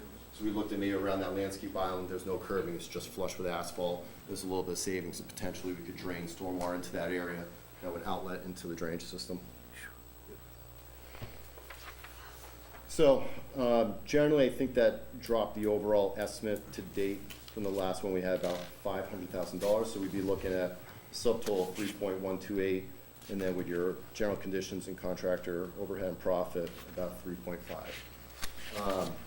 Yeah, that 15's kind of high, so Yeah, I know you're keeping it for. I think the 15, we can probably have some movement with that once we start getting some geotechnical information. Yeah. You know, I would like to reduce that as quick as we can with that information over the next week or so. But I hesitate to take that out this week, just not knowing what we may or may not find. I'd also look into the linear foot of the perimeter fencing. Just from other projects, the 70 per linear foot seems pretty high. Yep. As well as the 4 foot. couple projects we're doing right now, we're seeing like 30, 35, Okay. so. Is that black chain link fence or galvanized, do you know? Do you not know? I can check and Okay. I'll let you know. Yeah, because those numbers, and they may be a little high, I'll check on. But this is assuming black chain link fencing versus the galvanized, which is usually a little more cost effective, but the black looks a little bit sharper. Is one more durable than the other? Because what I'm seeing in the Galvy is that it's got a, over time, it's got a pretty good bow to it. So if the black stuff, is it coated, does it protect it more? Yeah, I mean, it has a vinyl coating, so that helps. And typically what we'll do is, a traditional chain link fence has a 2-inch mesh. We'll often go to 1 3/4 or less, Okay. because over time at an athletic facility, they're smacking balls against it, and it's getting a little more wear and tear. So usually a 1 3/4 is fairly durable. We'll sometimes go 1 1/4, but that gets a little more expensive. So, and plus, usually, again, you don't have lacrosse, so it's not as big an issue. But a lacrosse ball can get stuck in the 2-inch mesh. Even a field hockey ball can, or potentially go through. So that's some of the reason why we go a little tighter mesh as well. So it's maintenance and also just usability of an athletic facility. My other question would be about the size of the press box. I know I asked that earlier. Yep. I don't know if we're looking for something that's 30 feet long. I don't know if that's something we could look at reducing the size of the press box. Yeah, so That seems large. 12 by 30 seems like a Yeah. large press box. 8 by And 24. beyond what our needs would be, I don't know what Mike's thoughts are on that. Again, press box is not a huge necessity, other than I think we need one, it has to be positioned in the right place. Ideally, you'd want enough room for a scorer and a couple of people on the main level, either a coach or someone filming, and then there's a top section. So 30 does seem big. 20, whatever your recommendation is, it 24, 8 by 24 is what you 8 typically by see? 24 is kind of the typical that they usually start with. They can stretch out to 30 and 36. We usually stop at 30. 36 gets a little too long. If we're looking at windows in the back end, we would probably take that from 8 feet to 10 or 12, because if you have windows on the back, you have counters usually on both sides. So the wider you can get it with the cabinet space, it makes it feel a little more comfortable. The width of the one that we have, we were up there, did you remember, or did you measure it? No, that's probably, 16 to 18, I'm thinking, because it's basically 2 full mhm, 8-foot tables roughly. yeah. Dave or John, do you know? I don't recall off the top of my head. That's probably about, It's 12 to 16 maybe, you think? yeah. But I think we can. It's not all usable space. I mean, I don't know if people feel comfortable with that, but I feel like we can reduce down from the 30-foot. I don't know how Oh, much yeah. I don't know how much Yeah. cost savings I mean, that would be No, for no, us. like you said, I'd like to be able to use it. I mean, it's not, it doesn't have to. Well, you can also design foldable counters that are on hinges that pop up, and you can go one way if you needed to go the narrow piece that's down there. But your cost isn't really gonna be whether you go from 8 by 24 or 10 by 30. The cost is actually elevating it with the ramps. Right. That's either way. I mean, you may save 10 grand here, and 10 grand is gonna be important, but I just throwing that out. Yeah, it's minimal, but yeah, to your point, every dollar is worth something. So. Yep. Oh, on the press box, was it a prefab structure? It is typically. Yeah.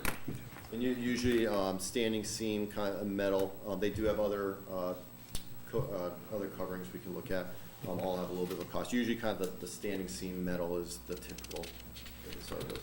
Okay. I think if we went with a building that has a standing seam roof, we're at least matching some of the materials as well. And then the ticket booth is a line item in here around 37,000. Talking to a few manufacturers, that's generally where these ticket booths are sitting, whether you do something from the press box manufacturer or go with the building, matching those materials. So it's a decent placeholder. And again, we left that in there.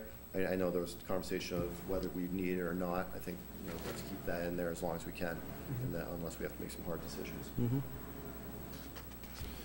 So most of those changes I explained are in the other two estimates. What I would try to do is just make it simplify so you're able to look at the bottom line for the sand cap, what the premium is. So, looking at a subtotal of 3.128 for the native field, the sand cap is around 3.284, and then your synthetic turf, obviously is more of a premium.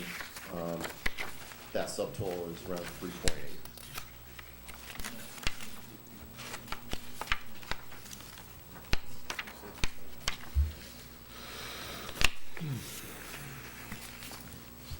So I think that our next step as it relates to the estimate is once we get the information on the geotechnical investigation, confirming existing topsoil depths and confirming profiles of the existing pavement. My hope is that we have a nice 12-inch lift of asphalt that we can reuse, which allows us to not pour as much material. And, depending on the field surface, 9 inches is a good profile for natural grass. We've done as little as 6 and as much as 12. So I think if we go natural grass, we would be able to work with that profile. If synthetic turf was the answer, we would want less topsoil, because we're dealing with less material we either have to put around the site or use in other places. But certainly there's enough real estate that we could use that material on site the best way we can.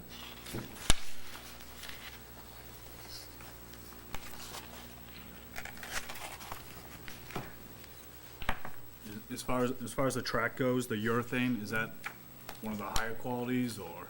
The number one include, that's the BSS 100, that was the pave mat with the structural spray. That's virtually every track we do, whether municipal or NCAA or middle school even level. Do you see any other high schools using a different product than urethane? Not really. The lesser, not the lesser, but a more cost-effective system, I would say, is a latex system. Very few people can install appropriately.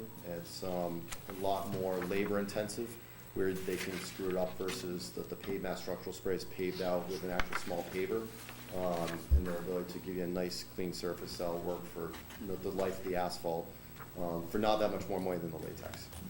So I think we would recommend, the memo, we have some images of the other projects I sent earlier. Every one of those tracks over the last 4 or 5 years, we've used the BSS 100 with the exception of one, but that was for MIT, and they have an exceptional track program and also money to spend. So I think at the middle high school level, the BSS 100 for the life of the surface and the cost makes the most sense.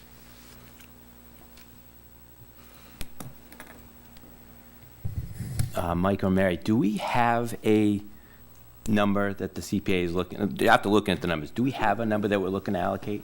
Just so, So, the answer is there a hard number? No, there's not a hard number. I think in the capital outlay plan, I think there's a $3 million number in there, if I'm not mistaken. But that's really not based upon anything.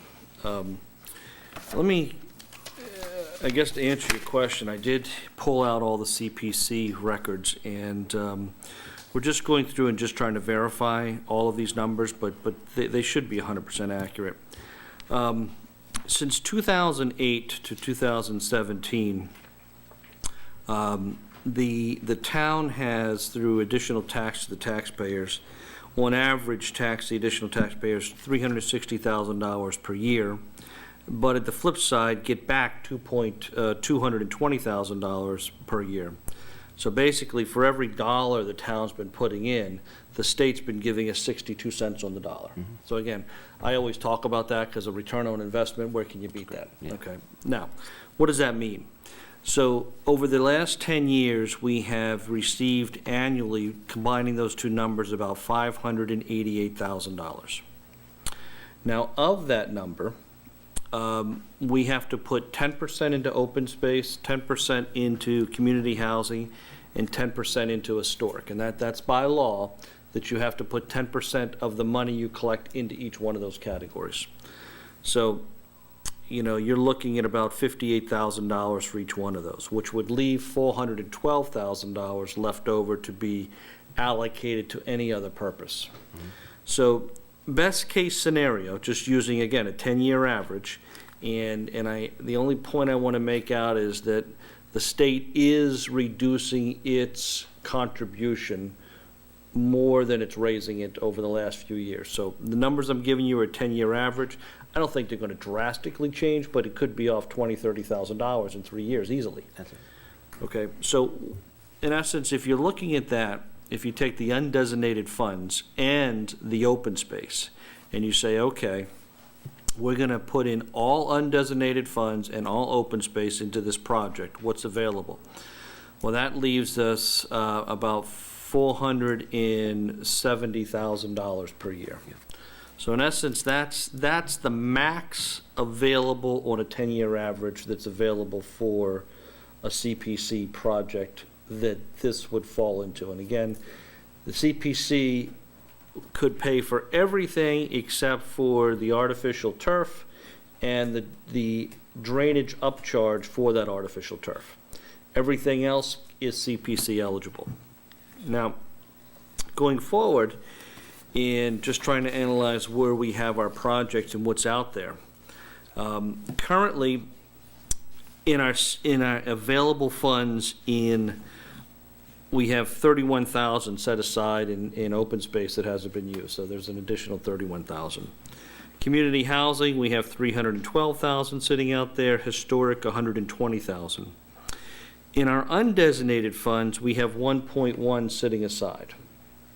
Now, here's the asterisk for that number, is when we went to town meeting, we had them approve about $1.8 million of CPC funds for the elementary school. Right.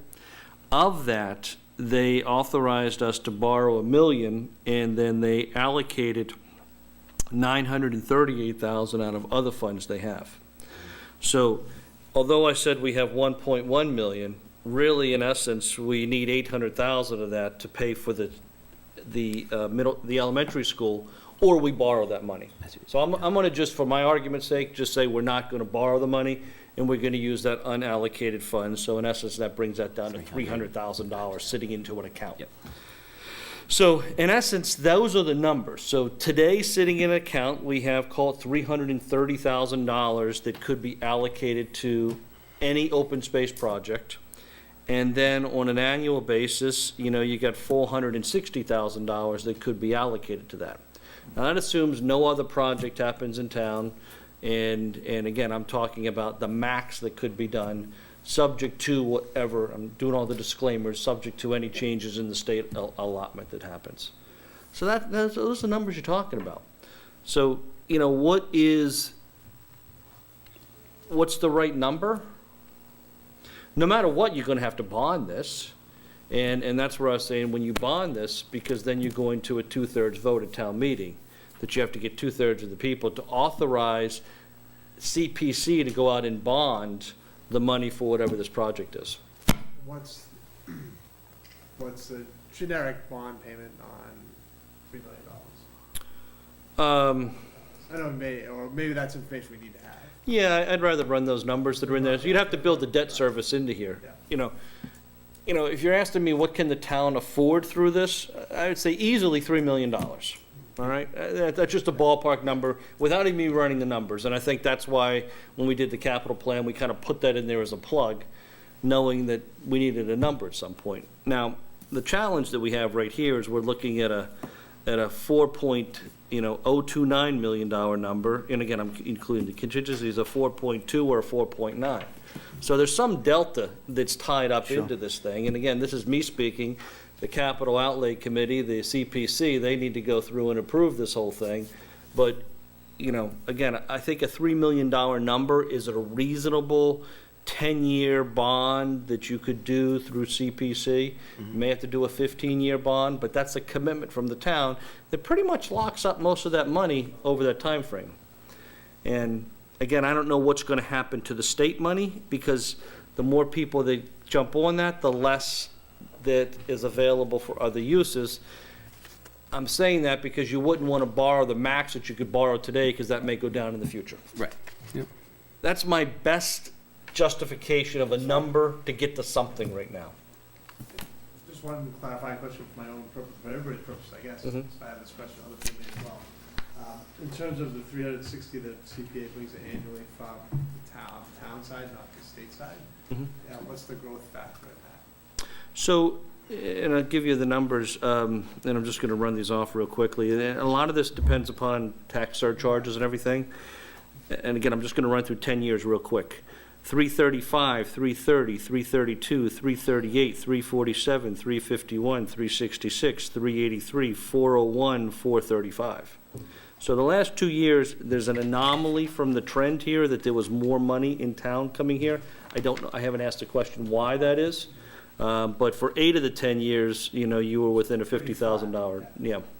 Now, I'm just going to do this too. From the state standpoint, I'll give you the percentages because they actually are more important. It was 97, 97, 62, 48, 47, 47. Then it went up to 92, then to 55, 51, and right now we're at 34. The 34, we're just trying to clarify if we're going to get one more payment that may bring it up to the 51. But right now we're showing 34% for that. But I still say 34%, 34 cents on every dollar, still, good number. But if it starts to get down to 20 cents on the dollar, 15 cents on the dollar, that's where I'm concerned. Now, what happens if the CPC goes out and town meeting authorizes them to borrow this, then the town's still obligated to pay the bond, whether or not CPC is here or not.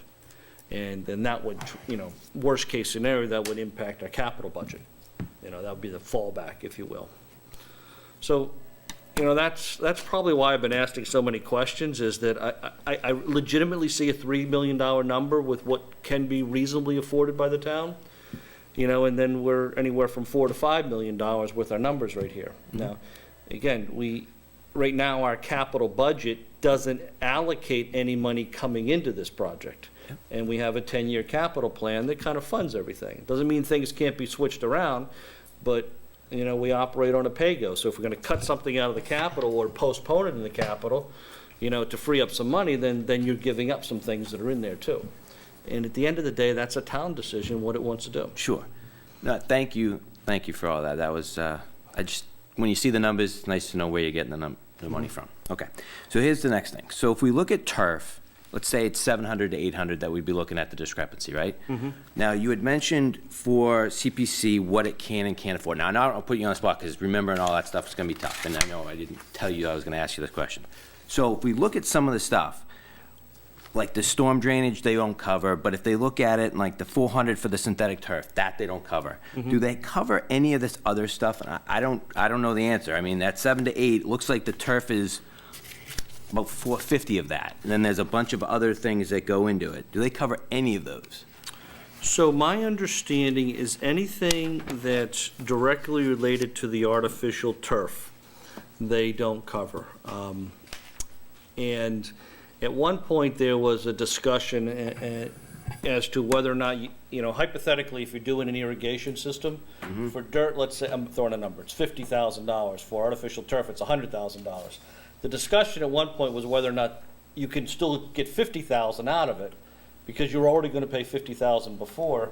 But what I've since been told, and again, I haven't verified this, is that no, because that's a different irrigation system completely. And you guys may know this from some of your other projects you're doing on, that you still have to come up with that extra $100,000 number. Gotcha. So, for round numbers, I think we should look at, if somebody to the town says, here's $800,000 or $1 million, it's a pretty easy decision.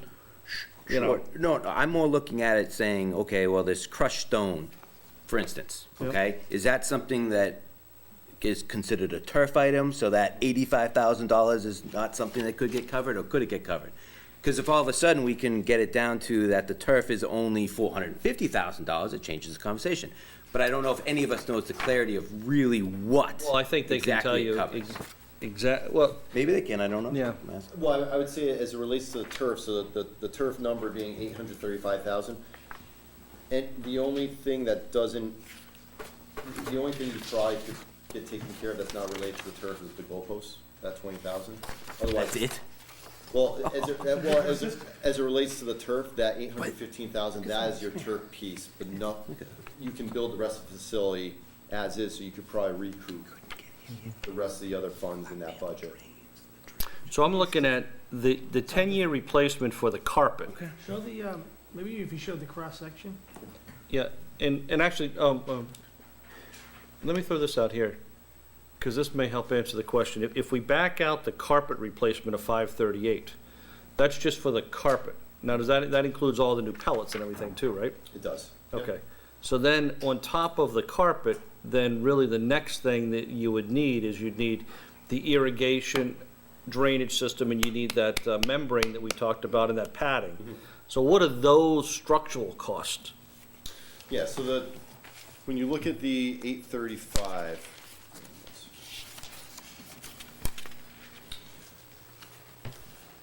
So we don't have a detail of this in the presentation, but the new concrete synthetic turf attachment curb, that's basically around the sideline and the end line, that's where the carpet's gonna get tied into. You know, if we were gonna do this as a natural grass field and there was ever an option to do turf in the future, we might end up doing that anyways. So that could be one that's related more to the drainage of the track facility. You know, when you look at this cross-section on the far right, this dash line here, the synthetic, or that's the geotextile to subgrade. You have a 12-inch perimeter drain, which is your drain that's on the sidelines. That's specific to the drainage system. The flat panel drain, that's what this drainage is. Again, you wouldn't have this in any of the other systems. That's rated specific to the synthetic turf. Your 6-inch crushed stone and your 2-inch finishing stone, that's what these two layers are right here. Again, you don't have that in those other two systems. And then you have the rock pad and the synthetic turf on top. So at least the way we have this broken out, that 815, that's related specific to the turf profile. For no other reason, that's just how we usually lay that out. But again, the goalpost, and then, you know, there's about an allowance of 25,000 for storm drain improvements. That's something that maybe Could fall in that both. gets put in the other facility site storm drain, not necessarily part of the turf itself. Okay. The common piece is that whatever it takes to get to that dotted line, so basically here, here, and here would be covered. Anything above that is all an extra cost. Yep. Well, the drainage piece is the piece that, oh, actually, you have less drainage with the synthetics, so you, yeah. I mean, there's a fixed cost that You gets you don't have to the that drainage pipes that are in there. line. Correct, yeah. So when we look at the cost analysis between the three, it basically assumes, all right, you've gotten the facility up to here. Right. That's your natural grass Right. native soil. That's You right. get to here, this Yes. is your sand cap, you get to here, that's your free So we drainage. can pay it with CPA money for anything Up to a underneath certain, that. yeah. Right. But the 800 is the dotted line up. Okay. Yeah, and that's what- 500 is the dotted line. So when you look at the estimates where it's 144 for the topsoil, 261 for the sand cap, and then 800, so those are kind of the three. That's the, So, I don't disagree with that, but I don't have enough information to confirm that that piece on the right, the brown piece, is something that CPA can still cover.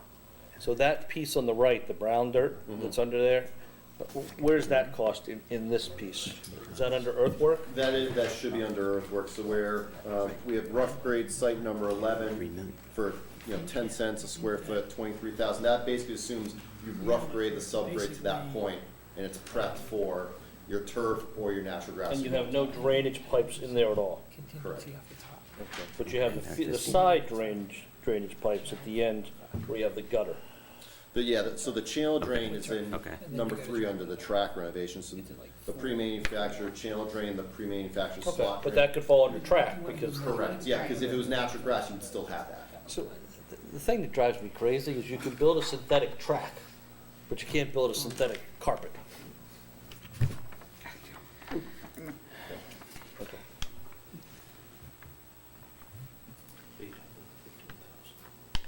Yeah, your 800,000 Actually, is so because number. my number is 3 and it's gonna be 4 or whatever it is, so. Even if CPC law changed and it said everything can go in it, we're still short. It'd be very, very tight and you wouldn't have any other projects. Oh, right, if you put everything in your, yeah, I see what you're saying, yep. Yep. I never understood that piece of it. But it couldn't be. The only thing that somebody touched me one time is that it's supposed to be designed to be a conservation/open space, and they don't wanna cover and not, grass would be versus this carpet, but I don't think it still doesn't make any sense, because it's gonna be used for recreation. And just one other thing, we're using this number here of the $800,000 for the synthetic. Keep in mind, you still need to multiply that by the 4, the 8, and the 15%. Just to get a true number. Now, again, we're hoping that the contingency is a high number, but you still gotta add in general conditions, contractor overhead and profit, so, you know, at the bottom line.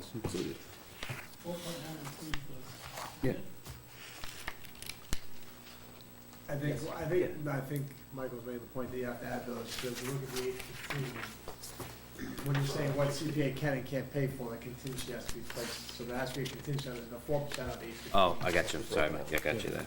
So the contingency pieces have to be applied to that 7 million, so Gotcha. that was, right? Yep. That makes sense.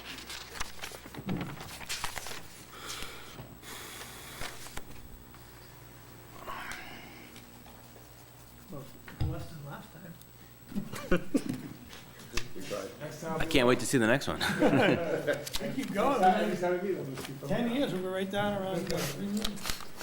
Michael, have you spoken with Bob to find out when we would have, CPC would be voting on this? Well, I mean, they're waiting for us Yeah. to then have that next meeting, and, you know, we were gonna move forward with our public hearing and then our joint meeting with all the parties. But after last meeting with the numbers, we decided we needed to, slow down a little bit and go through this. So, in essence, they're waiting for us on here. I mean, I think it's important we start to share this information with them, but they're really waiting for us. Yeah, okay.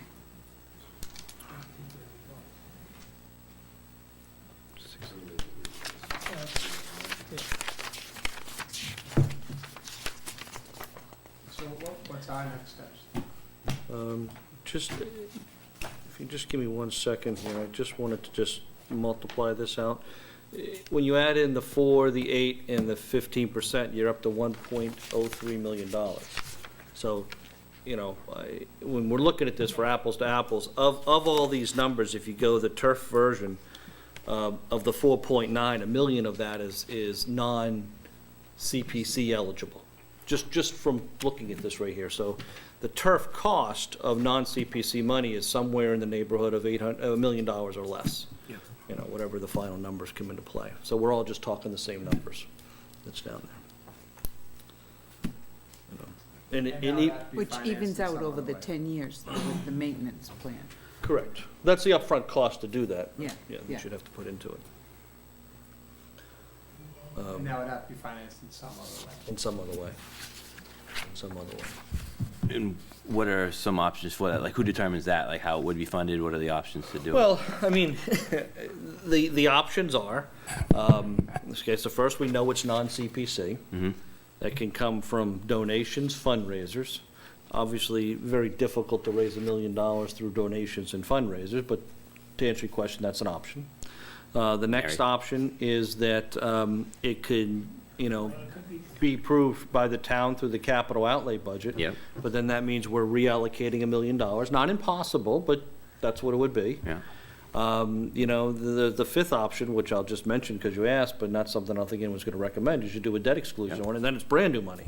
Yep. But I mean, those are your 5 options, and I would eliminate the 5th one right now, just so that I don't think anyone wants to go No, for that. just want to bring it up. Yep. But through the capital piece, it would also still be a bond. It'd still be a bonded item that would be tied into that piece. Yeah, there would have to be capital Would it payments. Well, yeah, would it be straight $1 million off the capital? Correct. Yep. It'd be the debt service to service the bond. And, you know, no matter what option you do, this is going to have to be bonded. And whether CPC pays for hypothetically $3+ million of it and capital pays for nothing or $1 million, it still needs to be bonded. We still need to get a 2/3 vote out of town meeting. I only emphasize the 2/3 vote is because it's a high hurdle. You know, and we just need to be aware. Not that we can't do it, but the more collaboration, discussion, the venting, the reconfiguration of this makes us more credible that when we go to the town to authorize something, that we can get this done. Yeah, it's the way it should be, yeah. So what is the next process? Do you think we bring in people? Do we want to have community involvement? I think, yeah, we, probably sounds like we need another meeting with the results of the geotech surveys and Okay. another round of pricing.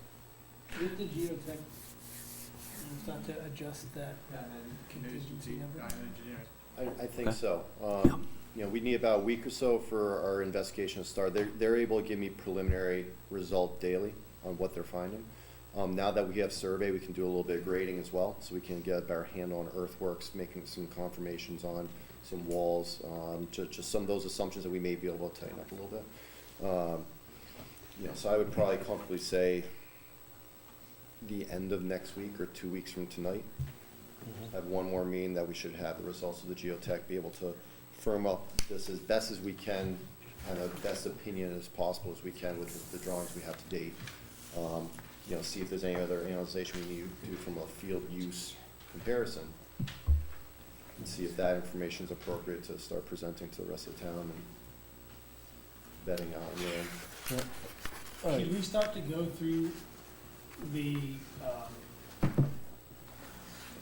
cost sheet there and look at, things that potentially we could do without or hold off on? Well, I Nothing think that, drastic, but yeah, something- I think we need to provide some more direction from them. Yeah. And, if we go back to the slides you showed today, I think, if we're looking at the field where it is or the field shifted over, is that it seems like it's a little cheaper to shift the field over because you open up some retaining wall. I don't think anyone cares about that. So I would suggest that that's what we do, is we shift that over. Now, the next thing comes into play is, there was a cost reduction of the 8 lanes versus the 6 lanes. And I think, Mike, you really need to think about that and come back with what does that really mean? And then, if it is a $30,000 cost differential, is it worth $30,000 or is it not worth $30,000? If it's a different number, then it's 40, 50, or 15. And I think that's a piece that I think Mike needs to take a look at from the usage pieces that's there. How about lights? I think the lights are always something that we can take a look at and put them in or take them out. I mean, that's a big number right there. Big number. But then again, you're taking away the overnight usage of the thing when you have the community part. My thought on lights is, if you take out a project up front, we're not saying we're never gonna, in my opinion, I think it would be an important decision to say we're never gonna have lights. So all we're doing is putting that money out of the capital budget anyhow. So I would just do it up front. That's my opinion, but. Okay. And I would tend to agree with that. If you're gonna build it and you're gonna do all the infrastructure work, you're gonna have the heavy equipment down there, you try to put those posts in there when you're doing it, and I would probably still say we probably try to make the LEDs work if we're gonna do it, going forward, from an operation standpoint. I think the next. Without like eliminating the usage. Usage The usage, So yeah. we're back where we are. Yeah. Well, if the usage top dress everything, and then we're done. What do we need a sports complex for? Well, no, we're not eliminating usage. Hold on a second. The factor of when we're eliminating the usage is when we Limiting, go. not Hold on. eliminating. But there was a little crack about the usage. So if we go and say we're going to do grass and nullify usage down to 412, and Friday nights with rainy football games we're going to use it, and then we got to call Pop Warner and tell them Saturday and Sunday they can't use the field. That's eliminating usage. So I just want to clarify that. I wasn't eliminating the usage, saying you couldn't use it at night. I want to use it 7 days a week, and I figured lights are something we could do later on. That's all. Yep. That was where I was going. I think another piece that came out of this was the whole issue of the stands and the press box. And I think what you proposed was an innovative way of trying to reduce the cost from the press box by doing the switchback, but I'm not sure it really saved anything. And I guess, is there another alternative that can be looked at? Is there a different structure that can be used for the crossback to build that at less than, I don't know, $155,000 that you were putting in there? Are there any other options there? And I guess, Mike, what did you think of the press box with either the long 6-row stands or the stands on both sides? And then there's the whole other concept of the portable stands were cheaper, and then you may or may not impact the bathroom requirements, which then opens up a whole nother can of worms from a potential cost savings. Yeah, I mean, it would be nice to have the press box connected to the stands, but that doesn't have to happen. So you talked about a portable setup that was not connected. As long as you can access it, you can access it. It's not like, it's not affecting hundreds of people, it's affecting 5. So, I mean, I don't know if that's a savings or not. I think bathrooms of some sort, other than porta potties down there is sort of a must? Is a concession stand a must? You know, I don't know, maybe yes and no. I'm gonna get my food truck. I know, well, I don't want a food truck, but, that's something we can always do later. Yep. A concession stand. It's not, it is a source of revenue for our Booster Club, and it does generate a significant amount of money. It's probably one of their main sources of revenue is the Booster.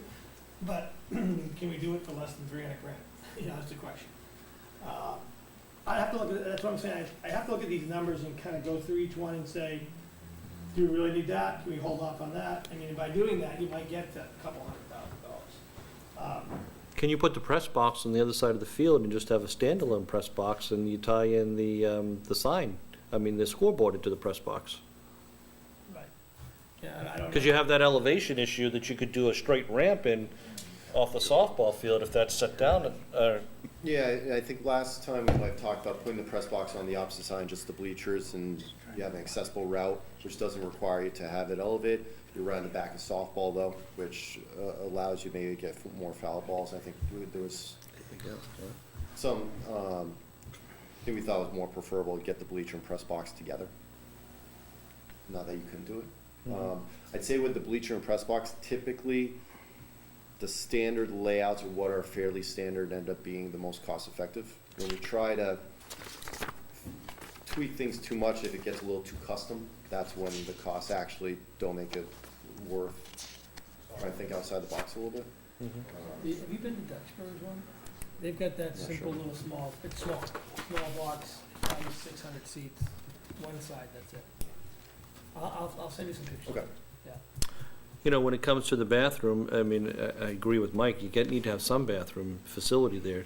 Do we need to have that version that was there? Is there a smaller version that, gives us, I don't know, 2 or 3 units per side? Versus, I think that one had 8 or 9 or something like that. I think that might have had 5 and 5, I think consistent with what we've talked about. I think Yep. that's one thing we still need to get, just a little bit of direction. From the AHJ, Yeah, just from the plumbing inspector, from the local Yeah, who makes that, board. who makes that That's call? authority having jurisdiction, sets a plumbing inspector. Town plumbing But if inspector. we're not doing permanent stands, Right. If he says, yeah. then maybe you can get by with 3 and 3 versus 5 and 5.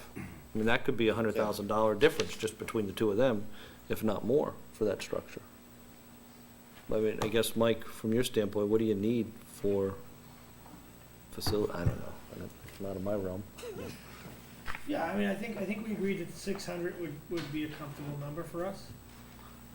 Again, I guess bathroom facilities. right, we get by with three or four porta potties right now.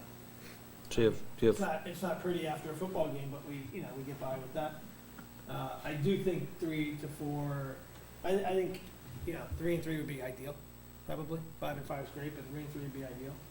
well, that gives you another scenario to look at. I don't know the condition, somebody had suggested the condition of our current bleachers and reusing those, but I don't know that they're up to any type of code currently. Yeah, what we've done the study a few times, what we find is the money you have to spend to get them up to code, you're better off buying a new Right. structure. It just doesn't, it's either costs the same or if not a little more. Yeah. So I just think we should, we'll spend some time looking at this and, Yeah, and I think this committee is doing everything we need to be doing. I think we need to investigate everything we can, look at the numbers. And I think there's decisions that mainly you're gonna have to weigh in on a lot, like the track. I think that's the AD's, more so your input, and we're gonna take what your recommendation is. But then I think there's a lot of this, we can take these numbers, but I think we really need to weigh in from the community, because what I would hate to see is that whatever determination it's made on, and like I said, I don't have a preference either way, but to see this go, that this committee, and I'm not saying we're gonna do this, but this committee makes a decision based on grass because it's a cheaper way to go, and we think it's gonna be more palatable to the town because it's cheaper, and it fails at the 2/3 vote at town meeting, and we say, well, geez, they just don't wanna spend any money, and the reality is that the community actually wanted synthetic turf. So I think we need to, which we are doing, but I really think we need to hear how the community weighs in and what their preference is and what they wanna spend. Or what their preference is, and if their preference is one or the other, are they willing, if they choose a more expensive one and they want synthetic turf, are they willing to hear the numbers? Here's the reality, this is what, it comes at a cost, and it's gotta come from somewhere. And at that point, if it is, then maybe we have to look at value engineering some other things out of the project. Well, I agree with 100%, Dave. My question would be, do we do some value engineering before we go to that step? I mean, What's the next step in the process? Do we come back with another cost estimate? Yeah, I think the next Look step through is- this line by line, maybe do some value engineering at this level, at the committee level, then take it to the community and say, what's your thoughts on turf versus grass? Yeah. And then, I think we look at all the options as far as value engineering, but I would not wanna draw anything, cross anything out without knowing which way we're going. I wouldn't wanna cross anything on the front end. Well, Just- particularly the turf, is you don't want to cross that off yet, because we still need to talk about that and see Right. if that's the piece to go. But I think some of the bathroom things, some of the bleacher things, we can start to modify, and I'm not saying cross them off, but you can reduce the quantity down Yeah. on some of these. And I think that's historically, Scott, how we've always done these projects, is the committees start to work on coming back with a project that we can all believe in, and then we elevate it up for others to comment on. And, we do have some responsibility to do a little bit of value engineering to provide our architects some direction, which, Mike, you need to do. And then we come back in another meeting in 2 weeks and hash through the numbers again. Now that we've got some CPC stuff, we can start to have a little bit more conversations with CPC. We can start to run a little bit more with the numbers. The turf field cost is a hard cost, right, Jonathan? I'm sorry? The turf field cost, that's a hard cost. And then the natural grass, that's a hard cost. Either way you go. those aren't gonna change. They're not gonna change. Well, they could change. I guess depending on what our soil profiles are, those could move around. And the other thing to know, and I may have said this last meeting too, based on the bid climate, these could change dramatically as well. These again are opinions of what we think this is gonna cost, depending on when this goes out to bid, how hungry certain contractors are. These could fluctuate in different ways. As important as some of these decisions are, when we put this out to bid and when it gets built is usually a key factor. Last year, for instance, certain contractors we work with in public bidding settings were not getting work, chasing work for significant savings to get things on the books. And they all have the same problem every year. In February, no one has any work, they get nervous. By April, all of a sudden, everyone has too much work. So that could be a key factor in where these numbers go. I think our next estimate, once we have the geotechnical information, is probably going to be as firm as we can get on our opinion of what we think this will cost, based on the soil profiles they find and even our earthworks, because as we start bringing this, we're going to have a better sense on what excess material we have in the three different scenarios. With all this included. Yep. Once you have your geotechnical work, what do you think your contingency is gonna drop to? It all depends. I think we could probably be comfortable with 10%. One of the key factors is our septic design, some of the building design stuff that we just don't know yet. Whether we're going to be able to tie into this existing septic system, we're not going to know until we know what the building is and what we have to design that septic to. We know what the existing septic system as-built is, so we know if there's capacity in there, but is there enough capacity, or do we have to provide another leaching field? So unfortunately, some of those answers get flushed out a little bit more during design. Our goal is that 5, 10, 15, whatever that contingency is, picks up those numbers, so that, even if these numbers hold firm, at least we're pulling from that. I think geotechnically wise, we can probably get down to 10% at a minimum, and then flush out some of the other unknowns we think we need to figure out before we can maybe even reduce it to 5. And then depending on what the community is comfortable with when going out to bid and having a contractor, and do you have a contingency or do you not, and do you have other sources that you use contingency money if we run into change orders. So every community we work with works a little bit different on that. Jerry, what are your thoughts? Geotechnical, go through the hard data again next 2 weeks. And flush it out. Every conversation that we've had has improved the understanding of what we have in front of us, and I think the more confidence that we have in the numbers as we're able to go through this thing every time.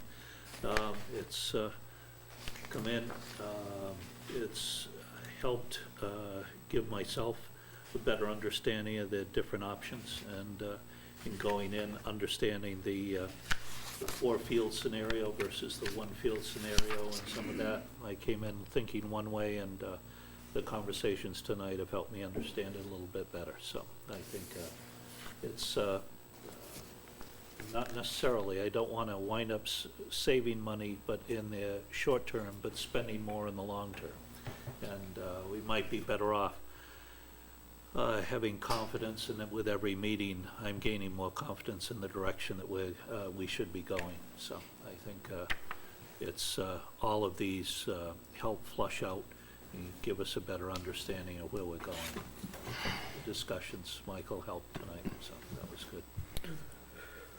Mary? I believe the same way that Gary just spoke. I think the numbers, I think there's probably a little wiggle room. We're not going to knock off millions. But I'm feeling more confident in justifications of things. Well, I'm all set, no additional comments at this time. Dave? No, just a question. I know we're trying to vet everything we can out. Where do you feel, depending on, when do you think we can have this out to bid? Talking about the bidding climate. You know, I know we're behind now from where we originally planned to be.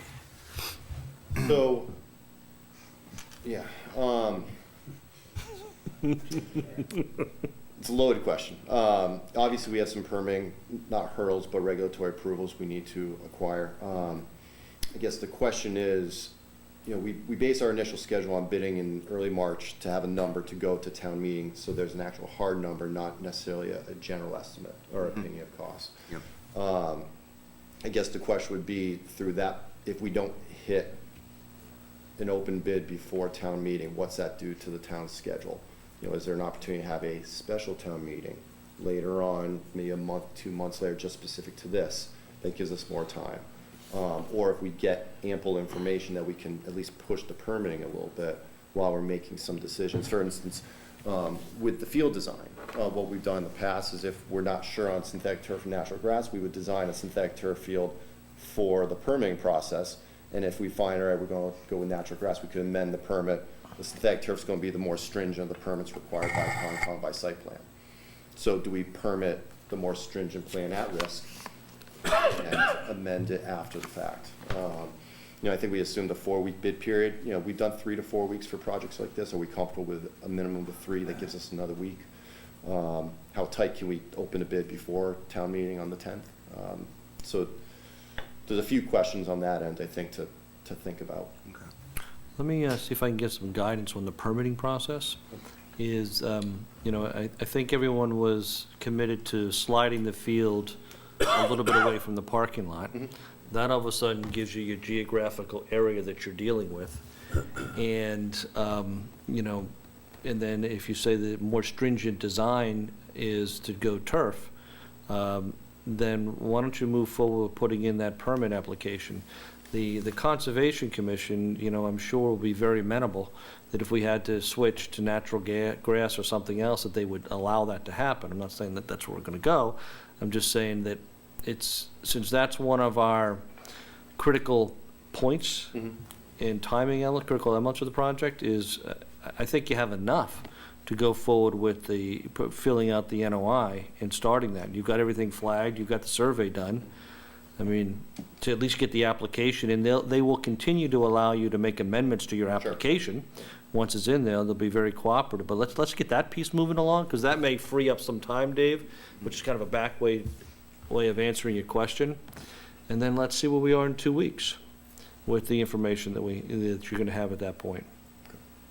And, you know, we're airing these on TV so we can get more public comment and more people can get involved. So we may get more feedback from the community during that time frame. Anything else, Dave? No. John? Come on, John. John does a fabulous job maintaining everything with the limited resources he's had in the past. We're just making sure he's got more resources in the future. Brad? I think it's the best meeting we've had, so that was a good meeting, and, I think we're moving forward, and nothing's changed. We still have the goal of putting together the best projects, solving the needs for today, but more importantly, future. So I think it was a great meeting. Mike?